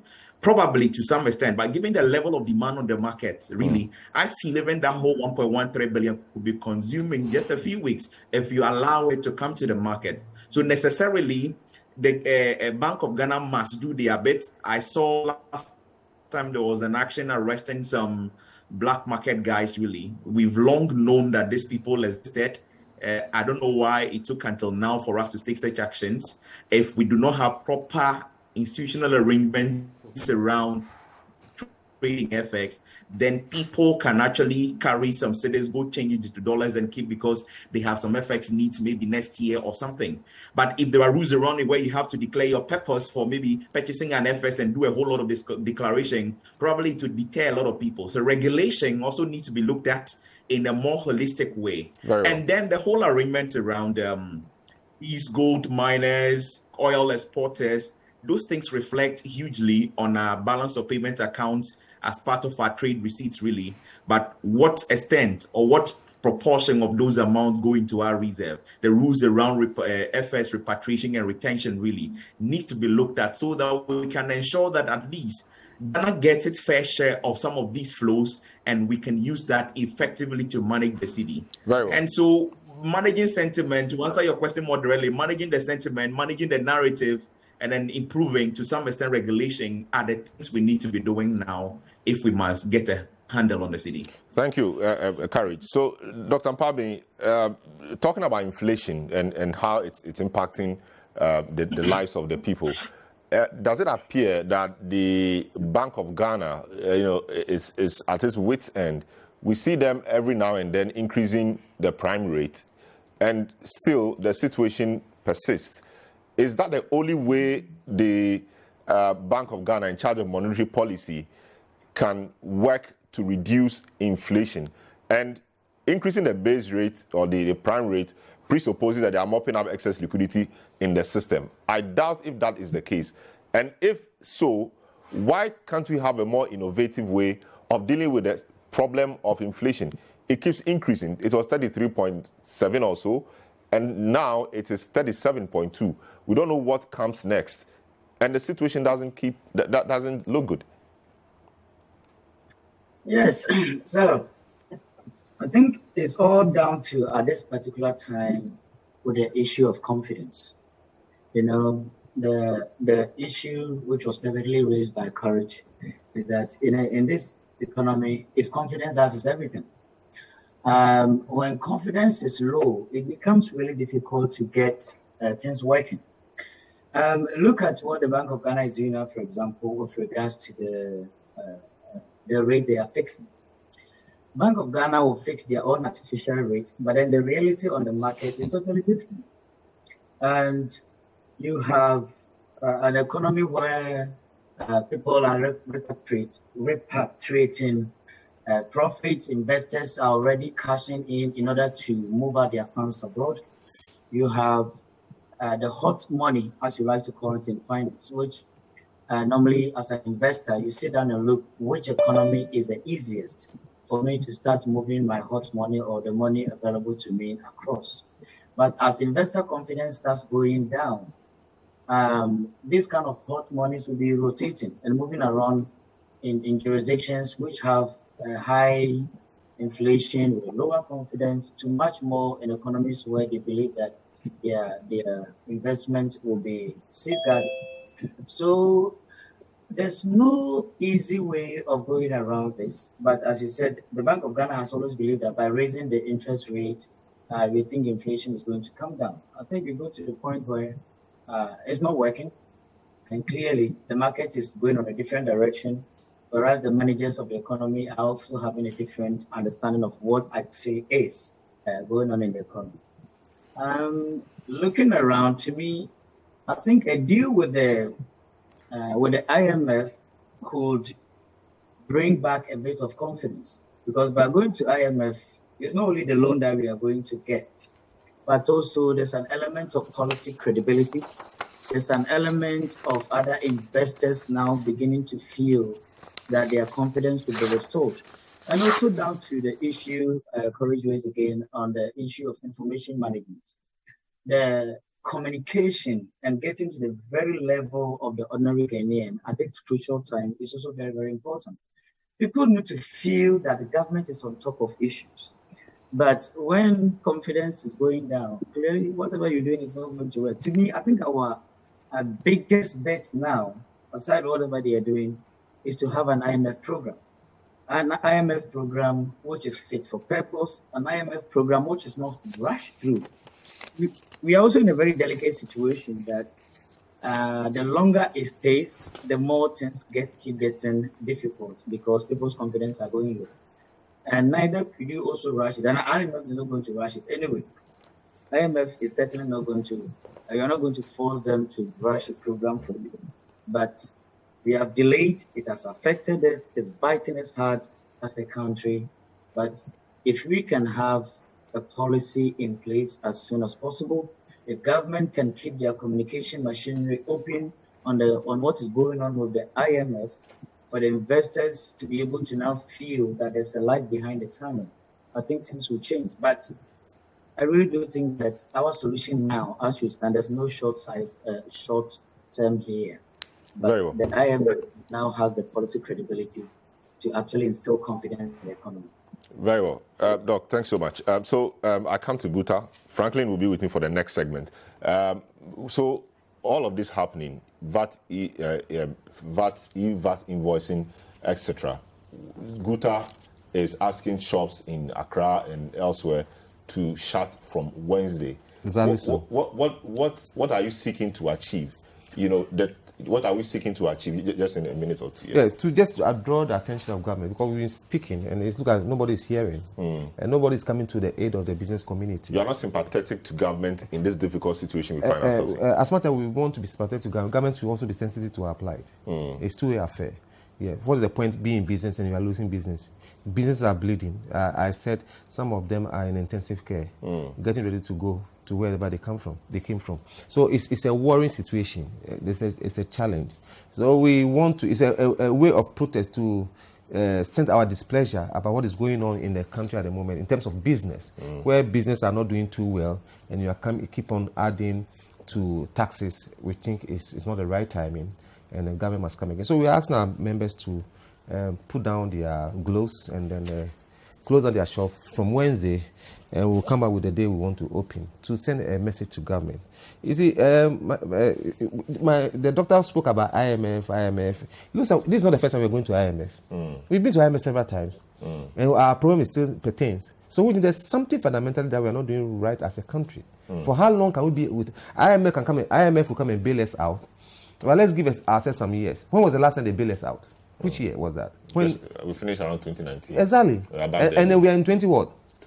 Exactly. So let's give ourselves from 2023 to 2026. I'm going to go back to IMF again. So there's something that we must sit down and have a national policy. It's because we don't have national policy. That's one of our biggest challenge. One, institutional failures is part of our woes, and the national policy that we don't have. When we have party politics, we're going to have this challenge and we're going to have these problems again. Because I spoke about institutional failures. When an institution gives a license to a foreigner to come and do manufacturing, and you see the same foreigner doing trading, is it not institutional failure? You say, go and do manufacturing in Kaswa, and he's trading in Okanshi. You give license to someone to do manufacturing in Tema. You see him doing business in Abosokai. What are the institutions? So it's an institutional failure, and then because we don't have national agenda, that's all. Very well. Thank you so much, gentlemen. I'm so grateful that you made time to join us. Franklin Kujo, usual suspect, will be with me for the next segment of the program. Thanks so much. Duncan Amwa, Executive Director, Chamber of Petroleum Consumers, COPEC. Dr. Alex Mpabin, Fiscal Policy Specialist, Oxfam, Ghana.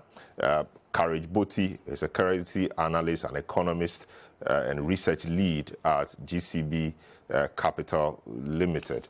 And so we will get into the next discussion, which is the fight against Galamsey, whether we are not militarizing the war so much. The war actually should be militarized, but we will see whether we are overdoing that and what we can do to ensure that our water bodies are cleaner. The minister has been speaking quite tough. A lot of things are happening in the judiciary or in the legal circles regarding the fight against Galamsey. We'll return from this break and then begin to look at that. Don't go away.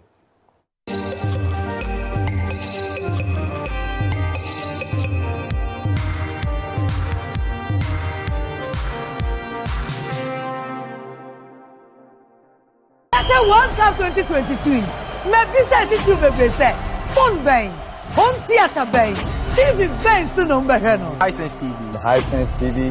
Ó ṣe World Cup for Hisense TV tó a. Channel full clear. Sọ ó connect to Hisense home theatre. Ẹni mọ̀ Hisense TV a. Commentary nù. Ó bá ti ní sẹ́ gígùn. Àṣẹ wíjìnà ó bì. Ṣìyẹn yẹn sẹ́, yẹ start the World Cup match. Ní wọ́n ká traffic ni. Ẹnu ní ma Hisense smartphone. Ẹ dáhùn sùn. Ṣé wọ́n fún so? Picture the sound. Ẹ clear. Qatar 22 World Cup. Yẹ pẹ́ sẹ́ wò ṣẹ́ na wò fìlì. Yẹ ní sẹ́ nsú òtọ́ so fọ́ máa yẹ dẹ̀. Madam Hisense, ma tètè so sẹ́ o. Ẹ ti yà tún ní dín. Hisense World Cup triple promo. Every 20th October, coming 28th November. Mobile phone, sound system, TV, one Tobia, 1 year home. Hisense one about 5 years warranty. Hisense, everyday prices for everyday people. It's great when you come home late, tired after a long day at work, and have dinner sorted by Glovo. Hundreds of restaurants to choose from. Easy ordering and fast delivery. At the speed of your hunger. Download Glovo, order food, groceries, or anything you want. We'll deliver.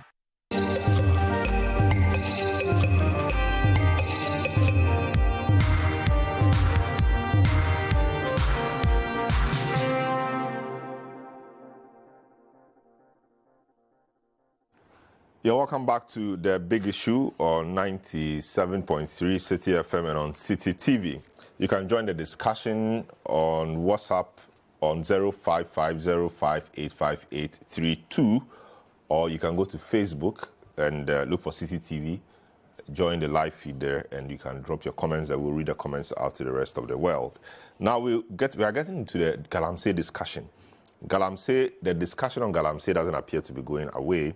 A number of things continue to be said about it. The water bodies are not clearing up, and the minister has been talking tough.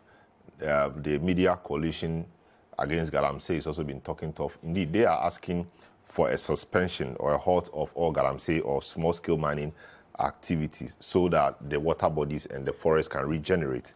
The small-scale miners are not happy with that. And the coalition is also asking for a dismissal or removal of all ministers who are connected in one way or the other to mining, in terms of the regulation of the sector.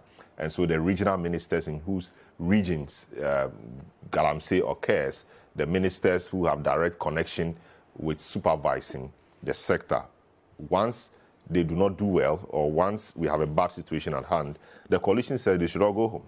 We'll look at all of that and see whether we are not over-militarizing the war. So to help me do the discussion now will be Dr. Albert Kobna-Mensah. He's a research scientist at the CSI at the Soil Research Institute. Honorable Paul Chumberima, who is a member of Parliament for Doma East, is on the Mines Committee. Gordon Ama, General Secretary of the National Association, the Ghana National Association of Small-Scale Miners. And then Franklin Kujo, who's been with us right from the beginning, President of Imani Africa. Gentlemen, you are welcome to the show. All right, Dr. Albert Kobna-Mensah, I know you've done quite some work in this area.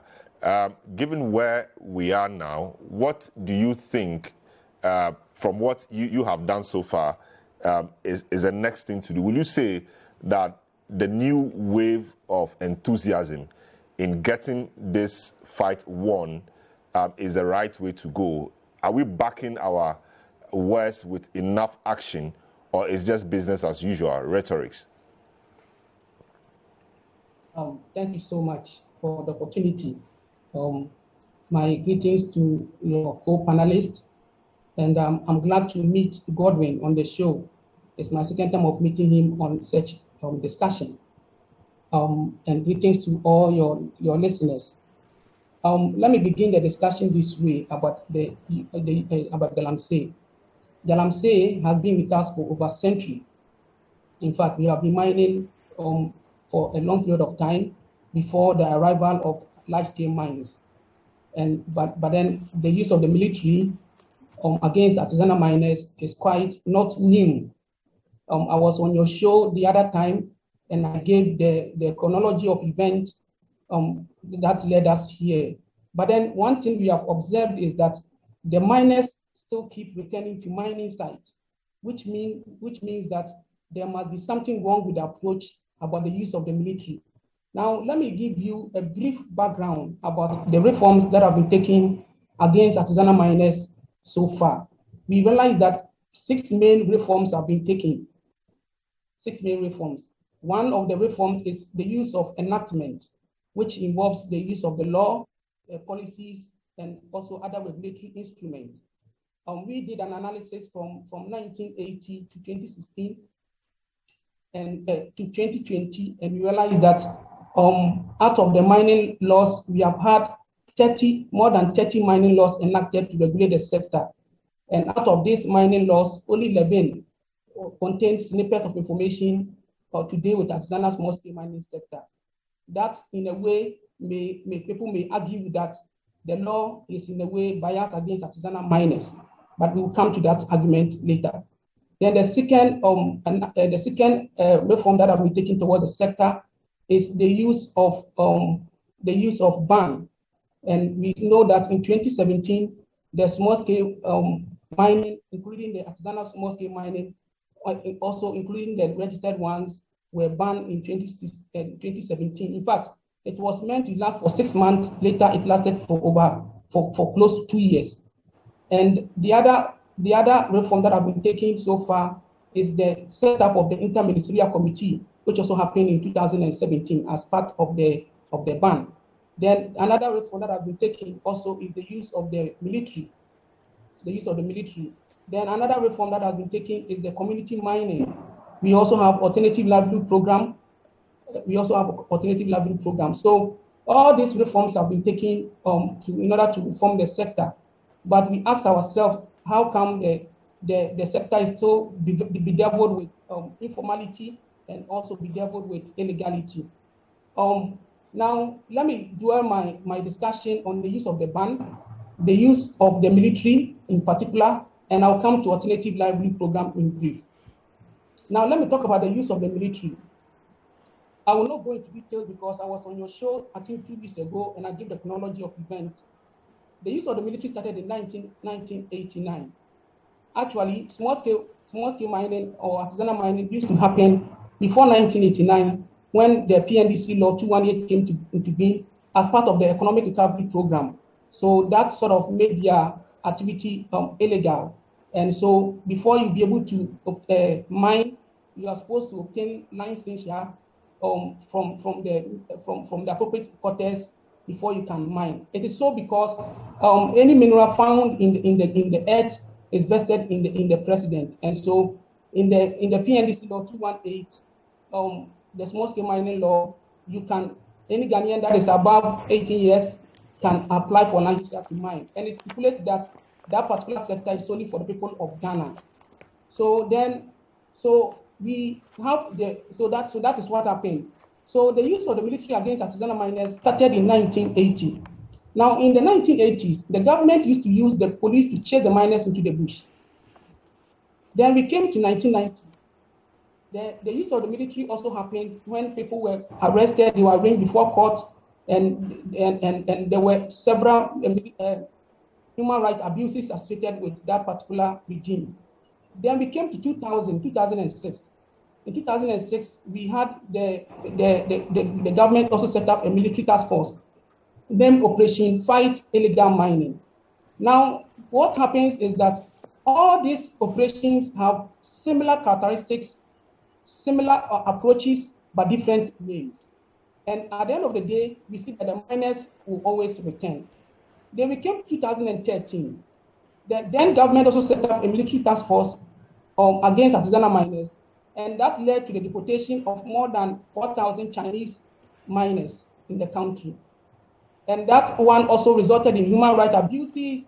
There were confiscation of tools and equipment belonging to the miners, and at the end of the day, the miners returned. Then we came to 2017, where we had Operation Vanguard. Operation Vanguard also came together with the setting up of the Interministerial Committee on Illegal Mining. There were similar casualties, confiscation of tools and equipment, and at the end of the day, miners returned. Then we came to 2021. We have Operation Hot. Operation Hot is still ongoing. and the miners are still returning, which tells that there's something wrong with the approach, and this approach may not actually work, the use of the military. Now, why do I say that the use of the military may not be the answer? One, the use of the military is a command and control strategy, which involves the use of force. Now, it gives room to little participation of the very people affected in the sector. Another thing that the use of the military may not work is that the use of the military is a top-down approach. It's a central approach to management of natural resources, and it may not work.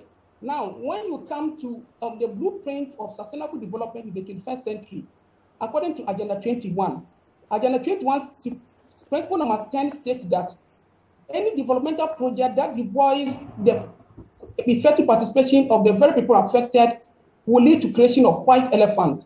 It will bring conflict, and it also bring confrontation. Now, another issue why the use of the military may not work is that the use of the military does not solve the root cause of the problem. Now, what are the root cause of the artisanal small-scale mining sector? We can talk about institutional factors.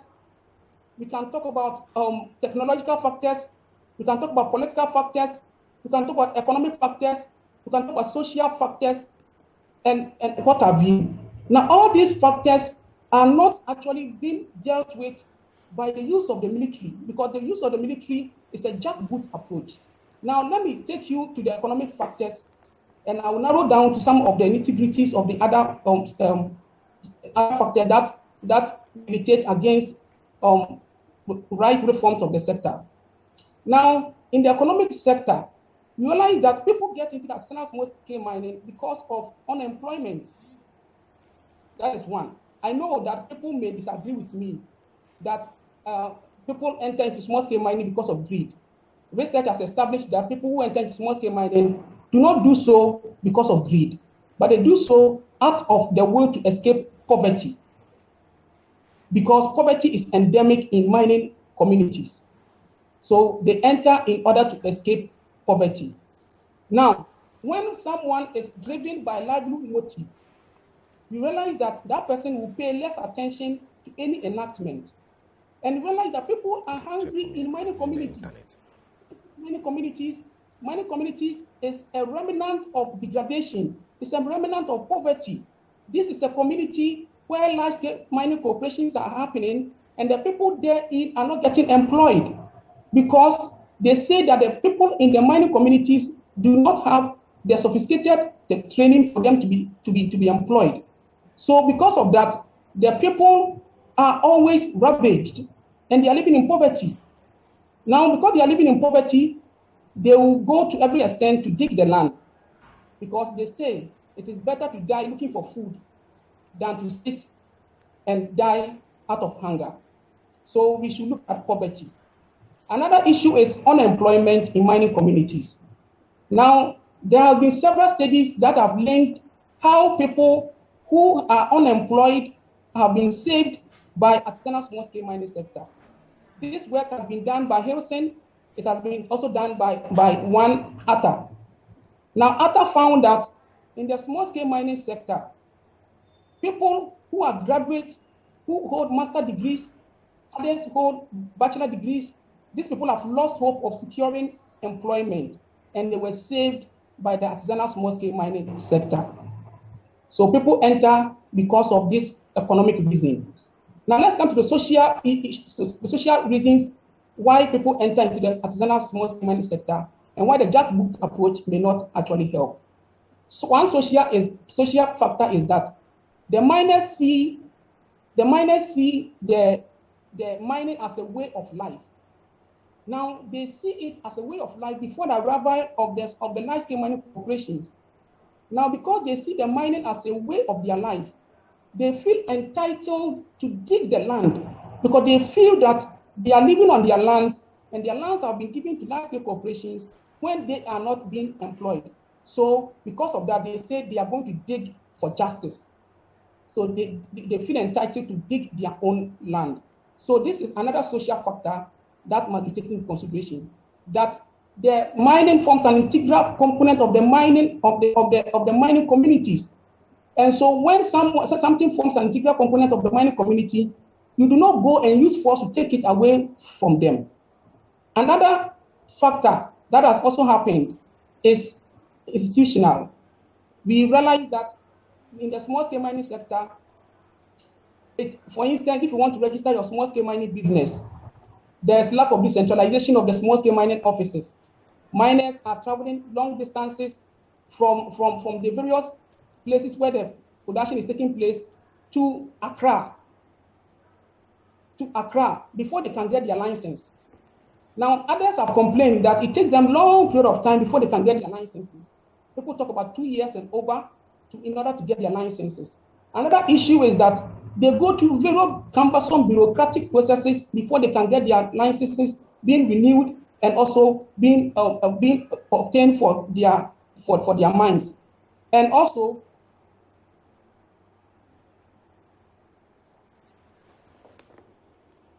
yes.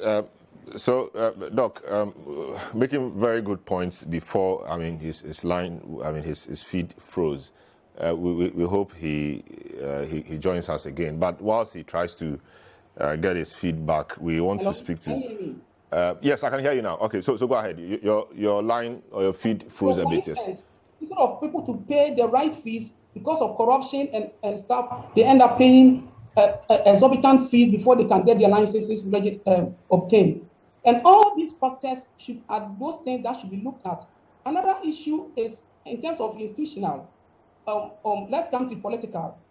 There are political figures associated with this particular sector. There was a work done by Crawford. Crawford did a work and called the phenomenon catch and release.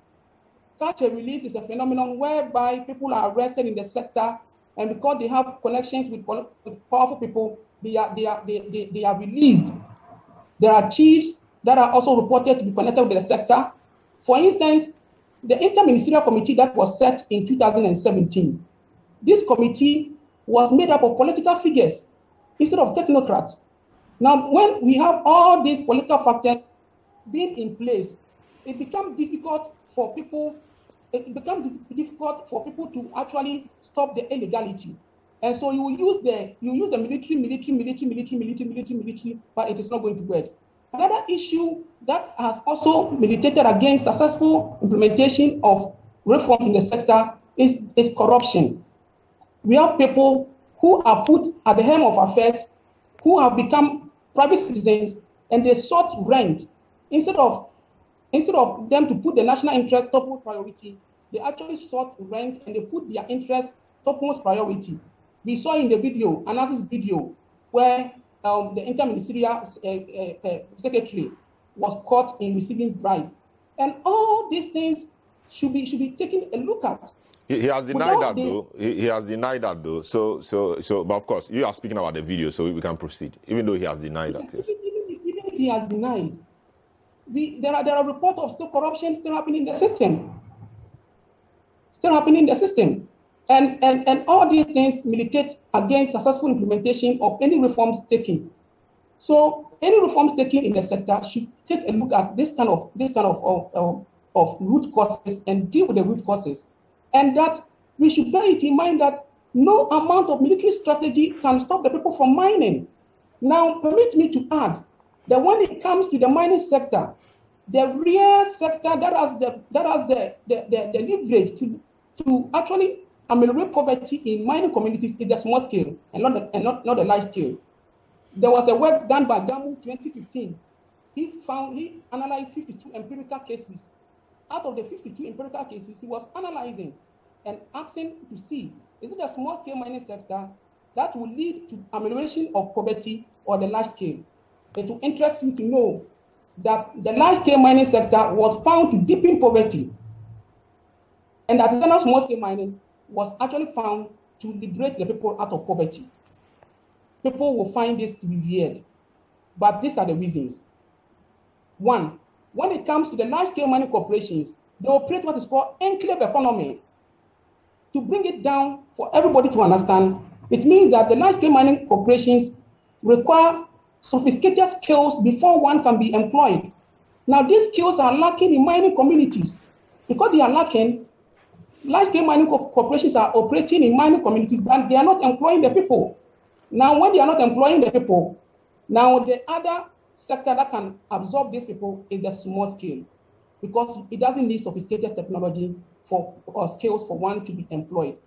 Another thing is that it doesn't take a lot of investment to be able to establish a small-scale mining sector, which, unlike the large-scale mining sector, where it requires the use of heavy equipment and also heavy investment to be able to establish the sector. Now, another issue that the large-scale mining corporations deepen poverty is this. Large-scale mining corporations are equally responsible for causing environmental hazards in mining communities. Now, between 1990 and 1998, there was a mining company in Takwa that displaced 14 agricultural communities, and this one comprised of more than 30 farmers. Large-scale mining corporations also leave lands abandoned after they have mined. They don't reclaim mine sites. Go to mining communities in Ghana, you will find that many mine sites have been abandoned and they have not been reclaimed. And they were not abandoned by small-scale mining corporations. They were abandoned by large-scale mining corporations. Recently, there was an agitation from, I think, Ashanti region about large-scale mining pits that have been left abandoned and they have not been backfilled. That is why people have argued that the law is biased against the artisanal miners, but the law is favorable.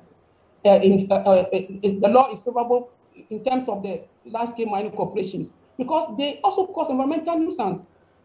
Pardon me to say that mining, regardless of the name that we give it, is not ecosystem friendly, whether large scale or small scale. All of them are responsible for causing environmental nuisance.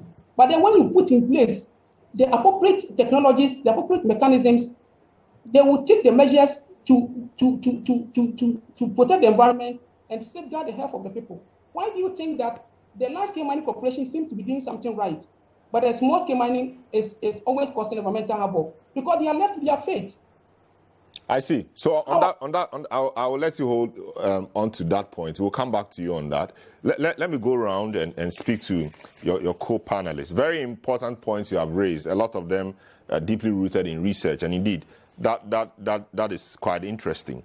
Honorable Chum Berima, MP for Doma East and member of the Mines Committee, it does appear that you are overwhelmed with the enormity of the problem we have at hand, and we do not seem to have the solutions now, apart from militarizing the space. And like Dr. Kobna Mensah just said, militarization hasn't solved the problem, because we've been doing so since the 1980s, and we are doing so now. If it could solve the problem, it would have been solved by now. Does that come to you? I mean, is it surprising that militarization hasn't solved it? And if so, what else could we be doing? I'm not sure if the community mining thing is solving it, because we've heard many things, allegations, etc. Is it the case that the political interference or the political aspect of your colleagues' involvement in the area is the elephant in the room that we have to deal with? Thank you very much, Salom. Let me also say a good morning to my co-panelists. And yes, I find myself on my way to my constituency. I have to stop for this program, but this is an important program. We are grateful. Yes. Salom, I think Doug made a very profound statement, and which, for me, I think it underpins some of our discussions and our problems over the years regarding to this illegal mining activities. But let's commend the current minister.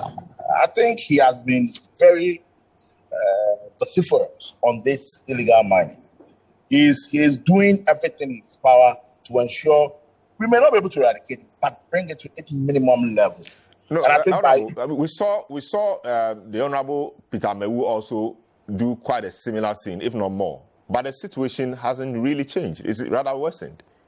So I was coming to the point. That I'm saying, of course, they are doing their best. If you take the recent, speech on it, obviously making sure that even the country is always aware about where we are in solving this issue is a point. It's a milestone that we need to appreciate.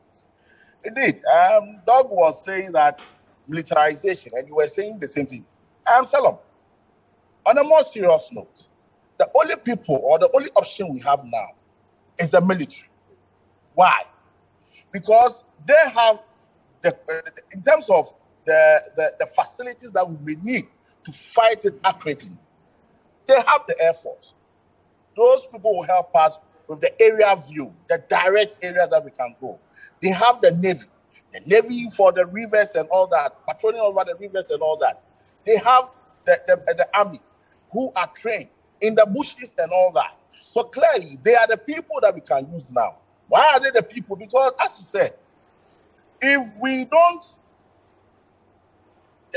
decouple politics from this illegal mining, then the best way to go is to use the military to fight them in the bush. But the military is not fighting the politicians involved. The military is fighting the poor people who are doing it. So, for example, the minister himself cited Akunta Mining Limited as mining in the forest, the Tano Nimiri Forest Reserve, purely illegal. But the directors and the people who run Akunta Mine are walking free. The deputy minister himself has been cited by his chief that he is involved in the trade. He's still at post. And we've seen quite a number of these things. So the involvement of politicians makes it difficult for government to bite. So in fact, the military will go there, but consistent with the allegations we've heard, they end up protecting some of those people. And it doesn't really paint a good picture for the rest of the people outside. So that is the difficulty with the political involvement. It doesn't solve it. The political involvement is not only about people in power. You see, the point is, don't forget that illegal mining has become a political tool that every opposition party wants to use. Salam, let's be frank and let's be brutally truth about this. Yes, the elephant in the room is the politicians. But if the people who are being used for this because the politician is not on the field. When the military man comes to the bush, he will not come and meet the politician there. He will come and meet a gentleman who has been sent by a politician. That gentleman, when he's arrested, he's asked, mention him. The person fails to mention him. So he's taken away. Then obviously, it's not only about the politician. It's about all of us. Yeah, some of them mention names, but where it's not even necessary to mention names, we go arrest, we go find them out ourselves, like the case of the Akunta. We don't need them to mention. We know who the directors are. We know who the owners of the Akunta Mining Limited is. We need to deal with that. That is premature to prosecute. Really? Exactly. Really? But you need to establish the prima facie, investigate it, and get your facts right. What is the prima facie? Were they mining in the forest reserve or not? Were they doing so with license or not?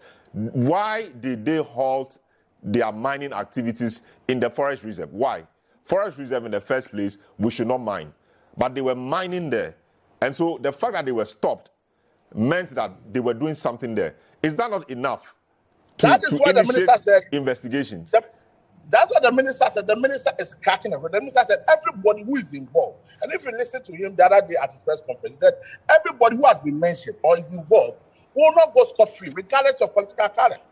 And that's why I'm saying that we need to commend him, because clearly he even stated further that if his minister, his deputy minister, is found culpable, he will not go scot-free. Has he initiated investigations into the claims by the chief that his deputy minister is involved? I'm sure by now the minister should do that, because he stated it at his press conference that everything that has been stated will be put under investigation. And his deputy will be at post. His deputy will be at post while this investigation is ongoing. Would that be correct? But clearly, Asylum, as we sit here, we have not established, even the minister hasn't come out to say that, the person has been accused or the person has not been accused. Probably the person who set a crowd has not been able to come forward to even say, truly, we meant it. Because don't forget, the 2 ministers that were mentioned, Kodwa Chedako, have gone to the court and said, no, what you are saying is not accurate. So clearly, for me, what I'm trying to say is that, yes, the minister is clear that we will not add political colors to this. But we also, the citizens, must also support the political powers so that they can achieve this. When Doug was saying, over the years, we found it with us. But listen, Salom, in my constituency, somewhere in Doma, you don't know where it's called a Supra. You don't know where it's called Kobedi. Yes, there are some mineral deposits there. If I don't come and take you to those places to say, let's go and mine, I don't think you get up and go there and mine. So the community people themselves are also funding the whole issue. Clearly, if you take the documentary that was shown some days back, we had some farmers saying that, yes, because they are not getting anything out of their farm, that is why they resorted into illegal mining. We had some people also saying that we will come to you to sell your farm to us. If you fail to sell it to us, we will deliberately go and mine, make sure that some water come and run over your farm, and then we'll take over. These are things that people are deliberately doing to sabotage everything. It is not legal. So if these people are not found, how are we going to support the government? You see, let me tell you something. I always say that, yes, let's put everything at the doorstep of the politician. But you can't tell me that Mahama asked people to go and mine in the rivers. The same way Nanado did not tell people that go and destroy people's cocoa for illegal mine. So clearly, it has become a situation that we don't need to put it at a political doorstep, but let's put it at the doorstep as a national point that how are we dealing with that? The citizen, how are the citizens doing this? How are politicians doing it? How are CSOs doing this? And then we can come to a consensus. But when some people decide that... But who leads the charge? Who leads that charge? The government, you see, the government will lead the charge. So the government will give a press conference today, give measures. Another group will also go and have a press conference, rubbish whatever the government has said. And then the people will say... So, if the government holds a press conference to say A, but does B, or turns a blind eye when its own functionaries are doing exactly the opposite, that breaks trust. But speaking about that, one good thing has been done. This will bolster your point. This will help you and make you happy. Oversight responsibility for the Bosomi Frehun District Assembly. His Excellency, the President, has directed a suspension of Mr. Yao Danso, District Chief Executive for the Bosomi Frehun District Assembly, with immediate effect, pending investigation into his alleged involvement in illegal mining, Galamsey, activities. In view of the above, you are required or requested to provide oversight responsibility for the management and administration of the district until further notice. And this was signed by the Honorable the Honorable Minister for Local Government and Decentralization and Rural Development, Dambotri, addressed to the Regional Minister of Ashanti Region, which means that the Bosomi Frehun DCE is being asked to step aside for his alleged involvement in Galamsey activities. This is what we want. But of course, people may argue that this is a small fish. The bigger fishes have not been touched. So this will send some signal that government is acting. But when it comes to the big guys, government is shy to act. But let's commend government for this. This clearly is in the right direction. Fantastic. That's what I'm trying to say, that immediately government takes a step. And from all fronts, we all push government and say that, okay, whatever measures government have put in place, we are going to support it. Clearly, I can confidently tell you that we will be able to get some headway in this fight. Because, listen, there was a voice, the man who spoke. So you can't tell me that, we have to go back and forth. And clearly, the government have shown that we are ready to fight it if they are going to support us. So, Salam, that's what I'm saying, that it's not about political things. You see, let me tell you something. We saw some video going around that some political party going to pitches to campaign. For me, how would you go back to them and fight if you do this? That is a problem. But leave that to them. Leave that to them. No, but that's the problem. You deliver on your mandate. No, do you know what? That is what happened sometime back. That when we come, we crack on the on Galamsey and all that, and then so we always leave it to people. And when we come, we are not able to go about it. And Doug is saying over 30 laws has come out in place, and we cannot have a headway because we always leave it to people. But when we are able to say that, okay, listen, this is what the president has said. We are all following it. Let's all go by it. Nobody will go and say somewhere that, this is not, excuse my friend, this is rubbish, this cannot work, this is not possible. But if we are going to say, no, this is what the president said, and we are all following, I can confidently tell you that we are going to achieve the result that we want to achieve. If you critically look at illegal menace, it is purely political issue, where people use it for political points, where political elites hide behind it and make sure that I will make the government in power, look bad, and then so that I'll come to power. And then that government also use the same method to also make the other government back. And we go back and forth. And is it what president has done? It's something we comment. But let me tell you something. one issue. I've always said, and I'll stand by that, until we go behind Aisha 1, if you prosecute Aisha 1 today, tomorrow, the people behind Aisha 1 will get another Aisha 1. So why do we have to, why ahead of Aisha 1 is there and then we do? No, let's go beyond. And that is what we are saying, that if we are going to come together and look at the fight in that angle, I am sure that, Salom, we will make a headway. And government have shown us the way that he is ready to fight it. And this is, Bosome Freho EK case, it's a clear cut. Very well. So the Bosome Freho statement, a letter was signed yesterday. So it's the latest in the fight. All right, just hold it there for me. Let me speak to Gordon Ama, General Secretary of the Ghana National Association of Small-Scale Miners. Gordon, I don't know where you stand in all of this. It appears government has started biting, at least with the suspension of the Bosome Freho DCE. For you and your members, what will you say is the involvement of such political functionaries at the local level in the Galamsey issue? You are small-scale miners, so you are legal miners. Do you sense involvement of these political functionaries in the activities of Galamsey in your work, in your areas? Okay. Yeah, first of all, let me say good morning to analysts and all small-scale miners. When you look at the sector, the small-scale sector plays a very important role in the development of Ghana. One, in the area of employment, as the doctor have said already, it's employing over 1 million people with their dependents. So we are looking at almost 4 million to 5 million people being involved in the sector. It also provides some sort of forex in forex exchange. What comes in, which we are looking about $3 billion US coming into the country every year. You are also looking at rural and urban migration. The same sector provides raw gold for our jewelry industry. So you look at the upstream linkage, downstream and side-by-side linkages. It's also developed by illegal mining activities because of two things. One, political involvement. And then number two, we are not able to diagnose the issue properly. It's a national challenge, but the solution is at the local level. Let me come to number one, the political issue.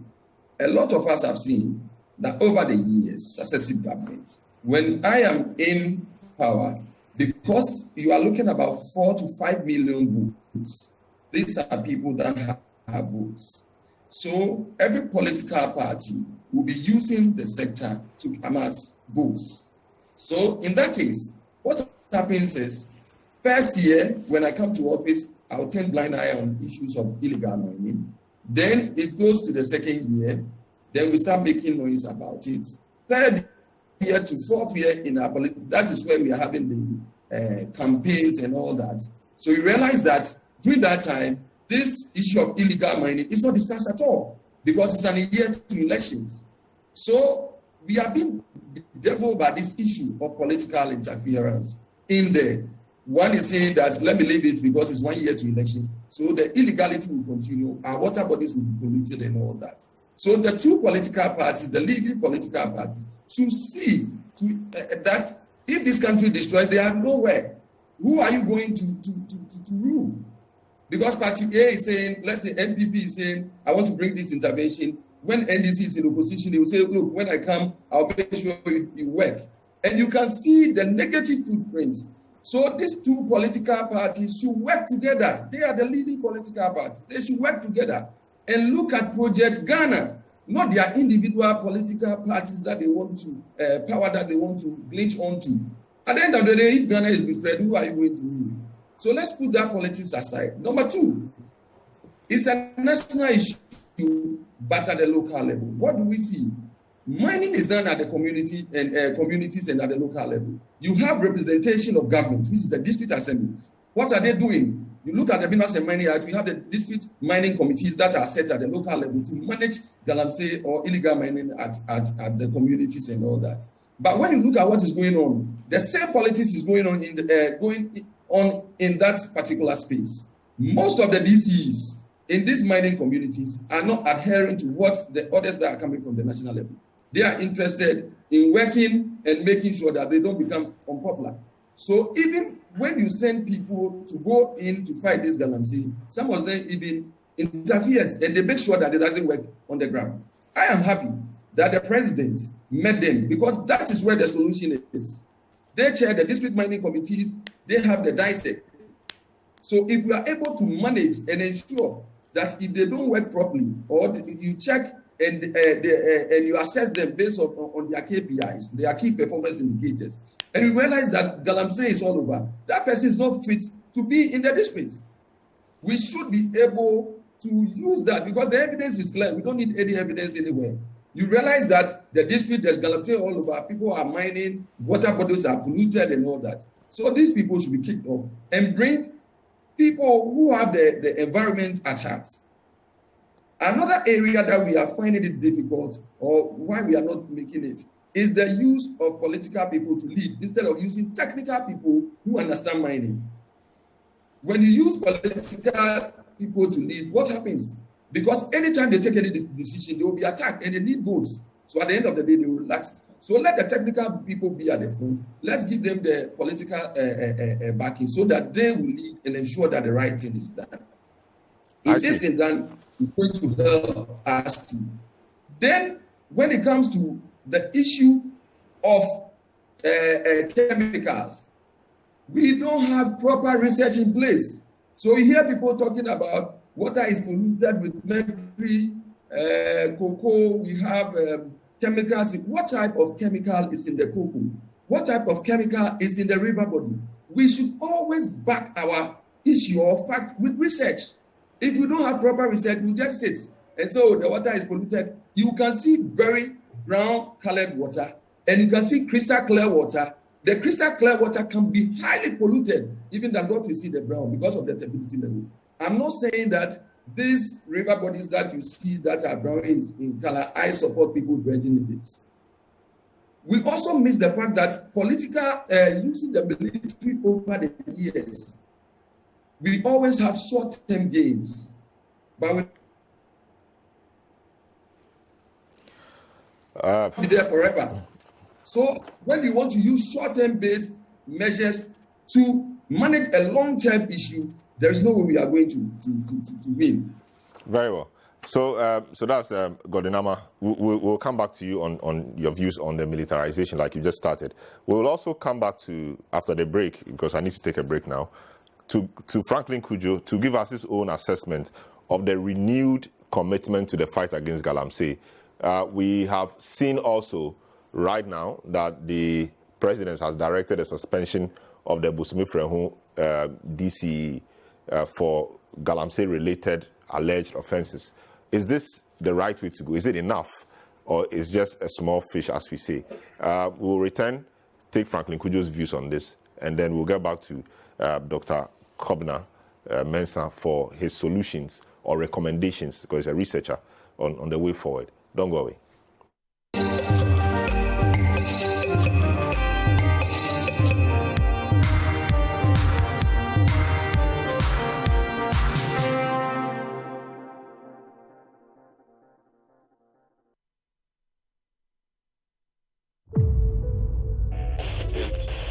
Good morning once again. and welcome to another slide into the archives on Memory Bank. This is yours truly, Tony Menka. An opportunity to prove yourself. What do you do? Run off? I'm about to be hit with a 2 million Ghana Cedi lawsuit and you're telling me I'm asking for too much? You are under arrest. I didn't rape her. She owes me an apology. If you want to spread news, you give it to the ladies. I didn't say you should go and sleep with him. So what should I go do with him? Sing him a lullaby? We are giving Uptown FM up to 9 a.m. to retract and apologize. That's a boy, be crazy. If you can't cause for yourself. So get out. You don't go and fire anybody for you. You go for your press council.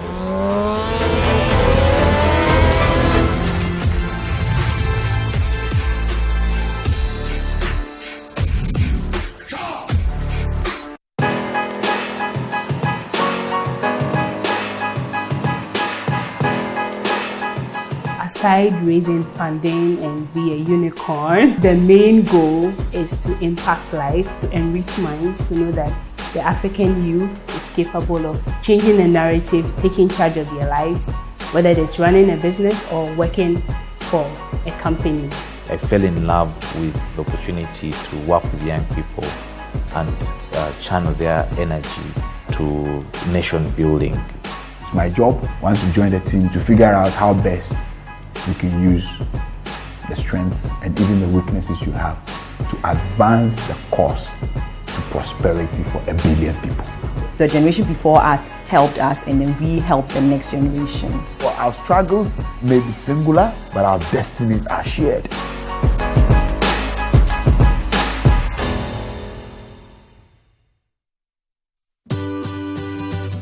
Citi TV is live. On DSTV, go to channel 363. On GoTV, access Citi TV on channel 182. On a digital TV, please press the menu button on the remote control and run a new search on your TV.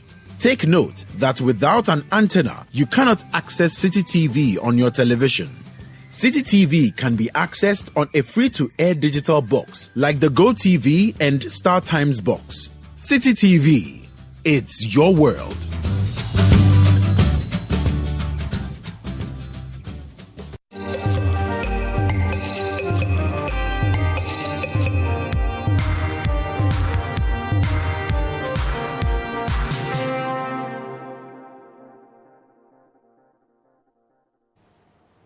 You're welcome back to the big issue. We are live from our studios at number 11, Dr. Martin Lupina, Dabraka, Accra, on Citi TV and on Facebook Live. So we are still on the discussion on the fight against Galamsey, assessing the militarization of the struggle or of the fight. And we have just received information that the president has directed a suspension of Mr. Yao Danso, District Chief Executive for the Busumi Frehun District Assembly, with immediate effect, pending investigation into his alleged involvement in illegal mining activities. This appears to be some good effort in the fight. Franklin, this surely is the kind of thing that the media coalition against illegal mining has been calling for. He's been found to be involved allegedly in illegal mining activities. This surely should be a call in the right direction. What's your general assessment of the renewed commitment to this fight? I like it that you characterize it as renewed as a commitment. But I'm going back to Gordon's, contributions and to some extent Dr. Menson's as well. The fact that it's cyclical, as political as it is, would never really get us the results. So what am I saying? Essentially, these important news items are very welcome, but the question is, how long are we going to? How long before we'll be coming back to the same issues as well? I think the commitment to fighting. I think the president perhaps is the only person I think is interested in this illegal mining thing. Nobody else is interested, really. Politically, I don't see anybody within the larger government scheme interested in this fact. The minister is not interested. The minister has been talking tough. He's not interested in the fight against Galamsey and illegal mining. Well, somehow maybe that's by some sort of a mini extension. I'm just saying that within the entire government structure, it looks to me that the president seems to be the only person who is really interested. Otherwise, you wouldn't have different ministers also fighting the same thing and not really achieving results. Maybe my good friend Abu is here to achieve results, but I'm just saying that commitment level, I can only see that. I mean, the point I'm trying to say, the intentions to fight Galamsey seems to rest only with the president. And permit me to say that, because everybody else seems to be failing him, really.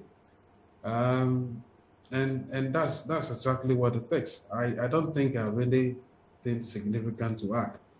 So until all other appointees show commitment and make sure that they follow exactly what the president wants to do, I'm sorry, we'll come back to the same issues again.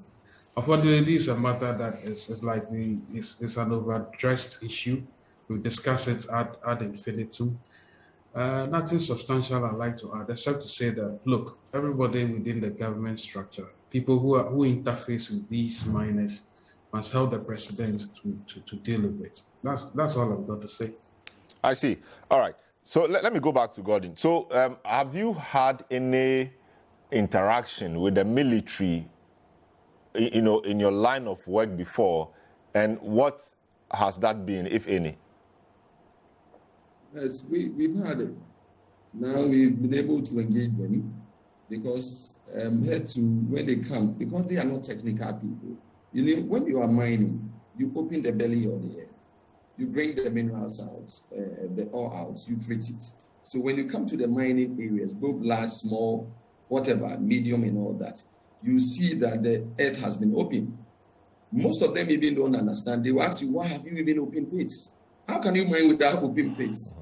If you are sucking water from the river with the pump, they say you can't take water, you need to get boreholes and all that. So you realize that clearly they don't understand. So the Minerals Commission and the Small Scale Miners Association government even met them to let them understand the technical aspect of this. Mind you, they are not the regulators of the industry, but because we feel in this short term they will be able to be in that gap, then they've taken the role of regulators, which they are not. So it's becoming a bit challenging. As I've said, the military intervention is just a short-term measure. It will never be able to eradicate illegal mining. And now they are having a little bit of a human face, where the association, once they know your association member or a senior member in the association, you can even speak to them. And just today, they wanted to pick someone's excavator, and then the license was sent to me. I have to send it to them and then talk to their leader that, look, you can't do that. You can't take the machines away. Once the person is not working on the river body and not polluting and have the license to operate, then they left him. But you see, it's Minerals Commission that should lead. That's why I said, if technical people don't lead, if people who understand the sector don't lead, will not be able to eradicate this issue of illegal mining. The military is just a stopgap, which is a short term. Now, what do we need to do in the long term to ensure that we sustain it?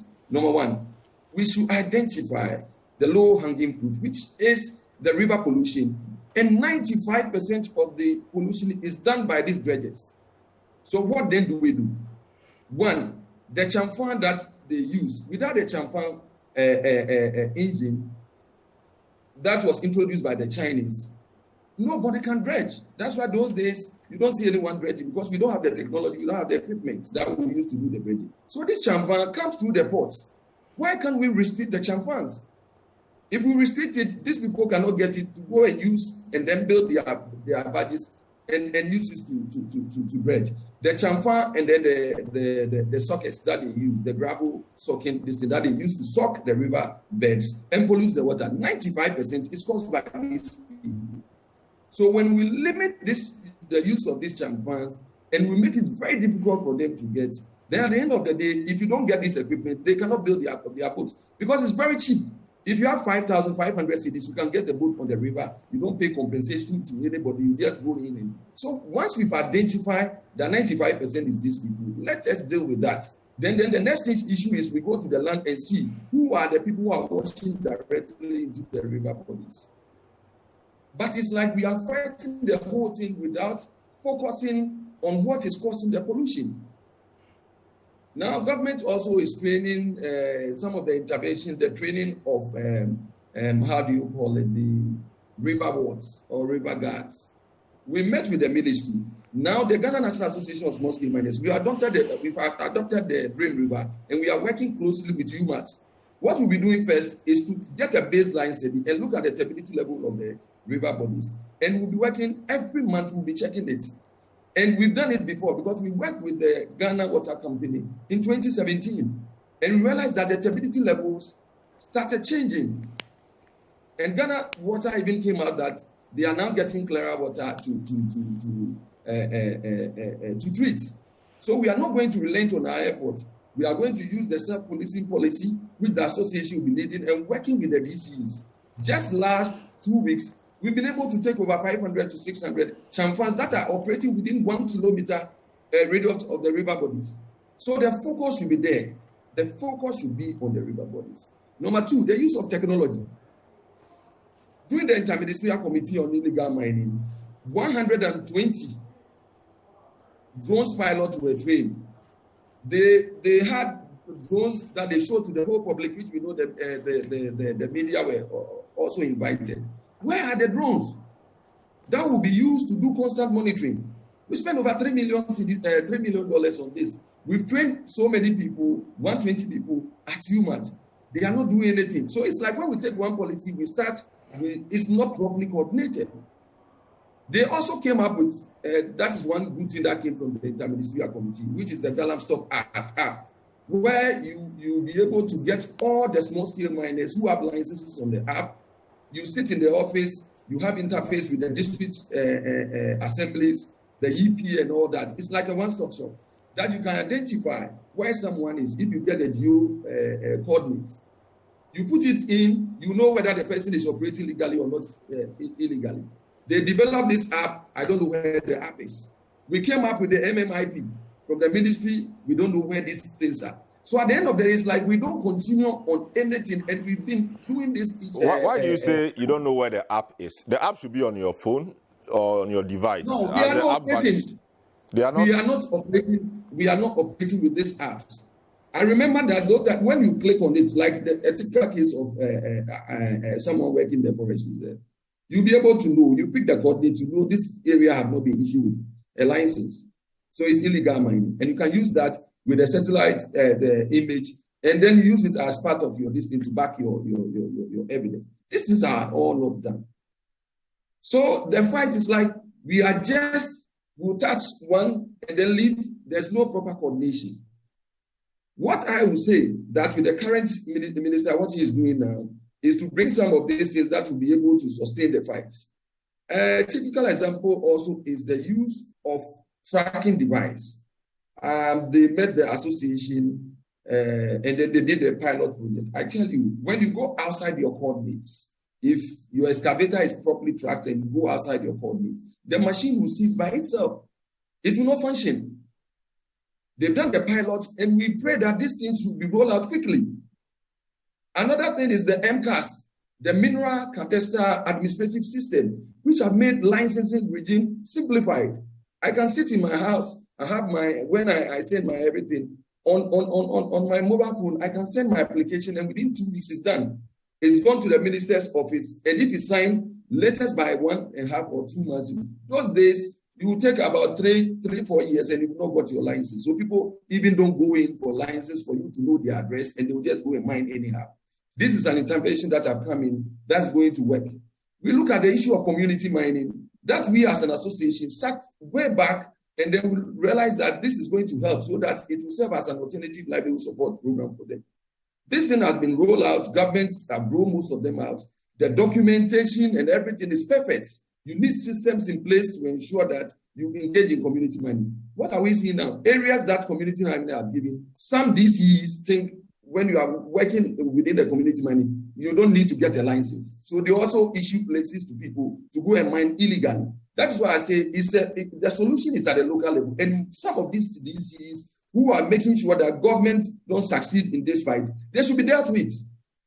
The evidence is there. So, my brother, the issue of illegal mining can be one where we all come together as we see it as a shared responsibility. The role of chiefs are also very important because there's no way you enter a community to go and undertake any activity without going to the leaders of this community.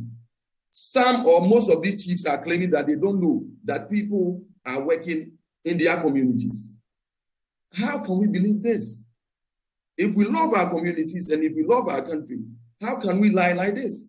An excavator coming to your community, digging pits and all that, and you tell me you are not aware that they are there. Communities are harboring illegal miners, especially dredgers and foreigners. Some are hiring room for them, they are selling. Some are even marrying within the communities, and they say they don't know anything about it. But when we do what we call the community enforcement approach, which is properly coordinated, it's not only the chief, but you have some members from the youth groups. We have, religious leaders within the community. We have assembly members. We have the small-scale miners. And then we come together at that community level. Minerals Commission will engage them and show them the licenses that are within the community. Let's say community A, you have 15 people. These are the licenses. These are the names of the companies and the owners of this company. So once the committee knows, if you want to enter and you say you are going to mine, then we'll look at the name of the company and check it with the list that have been given by the community, the Minerals Commission. If you are not in, you will not be allowed in the community. Very well. So we need to use practical solutions at the local level. I see. And I'm sure you make all these points available to the powers that be, in your stakeholder engagements. Very well. So let me return to Honorable. I will let Dr. Kobna Mensah conclude with his recommendations. Honorable, so a lot is being done. What has happened to the drones that we acquired for this purpose? Where are they? We trained about 120 pilots, drone pilots. Where are they? Are they still at post? Any results from there? Do you know? Selim, I mean, of course, I don't have much on that information on that. But Selim made significant points. And for me, sitting back, so you people are leading a charge of small scale. For me, these are things that, as you just said, have you put on a paper? Have you shared it with the minister? Have you shared it with authorities that be? Because these are the things that go, minister, this is what we think will help us. You are a key stakeholder. So it is important that the things that you think can make the system work should be the things that we all come together to implement. So I will urge Gordon that these are some of the things that I'm very confident that the minister will be happy to listen to for us to come together. Yes, you're asking about the drone. Where are the drones? You need to be able to, as minister, these are some of the things that we think we should also implement. We started implementing, but halfway, we are not seeing where it is. So where are we now? These are some of the things that I strongly believe that we should take it forward. So I will urge Gordon that some of the things that he has said are critical and good policies that I'm sure Abu will be ready enough to meet him, discuss it, and see how we can inculcate this into the fight. No one in the stream of government is not interested. And I would disagree with my senior brother, Franklin, on that. Everybody is interested in this, or everybody is affected. And I'll be happy if Gordon will take this move. Again, I think one point that, for me, it cuts across all of us, that we are saying that political interferences. If we all the politicians can decide that we're going to stay off and allow the technocrat, allow the system to operate, I'm sure we're going to get results as all the panelists are suggesting. So I would say that, Selim, Gordon should take up some of the things that he has stated, put it on the paper, go to the minister. Minister, these are some of the things that we, the small-scale miners, because he is a small-scale miner, he knows what goes into it. He can help us to improve the system. I think that is the goal. Very well. Thank you so much. A few of your messages that have come through. There's one for you, Honorable. It says the Honorable Paul Chumberima does not know what is going on in his constituency. How many jobs has he created so far? I think he should rather help train the youth in his constituency to mine and do it well. So that's for you, Honorable. This one says, if they are mining illegally in a forest reserve, why don't you arrest them? If ordinary people were mining, would you have gone there to shoot them?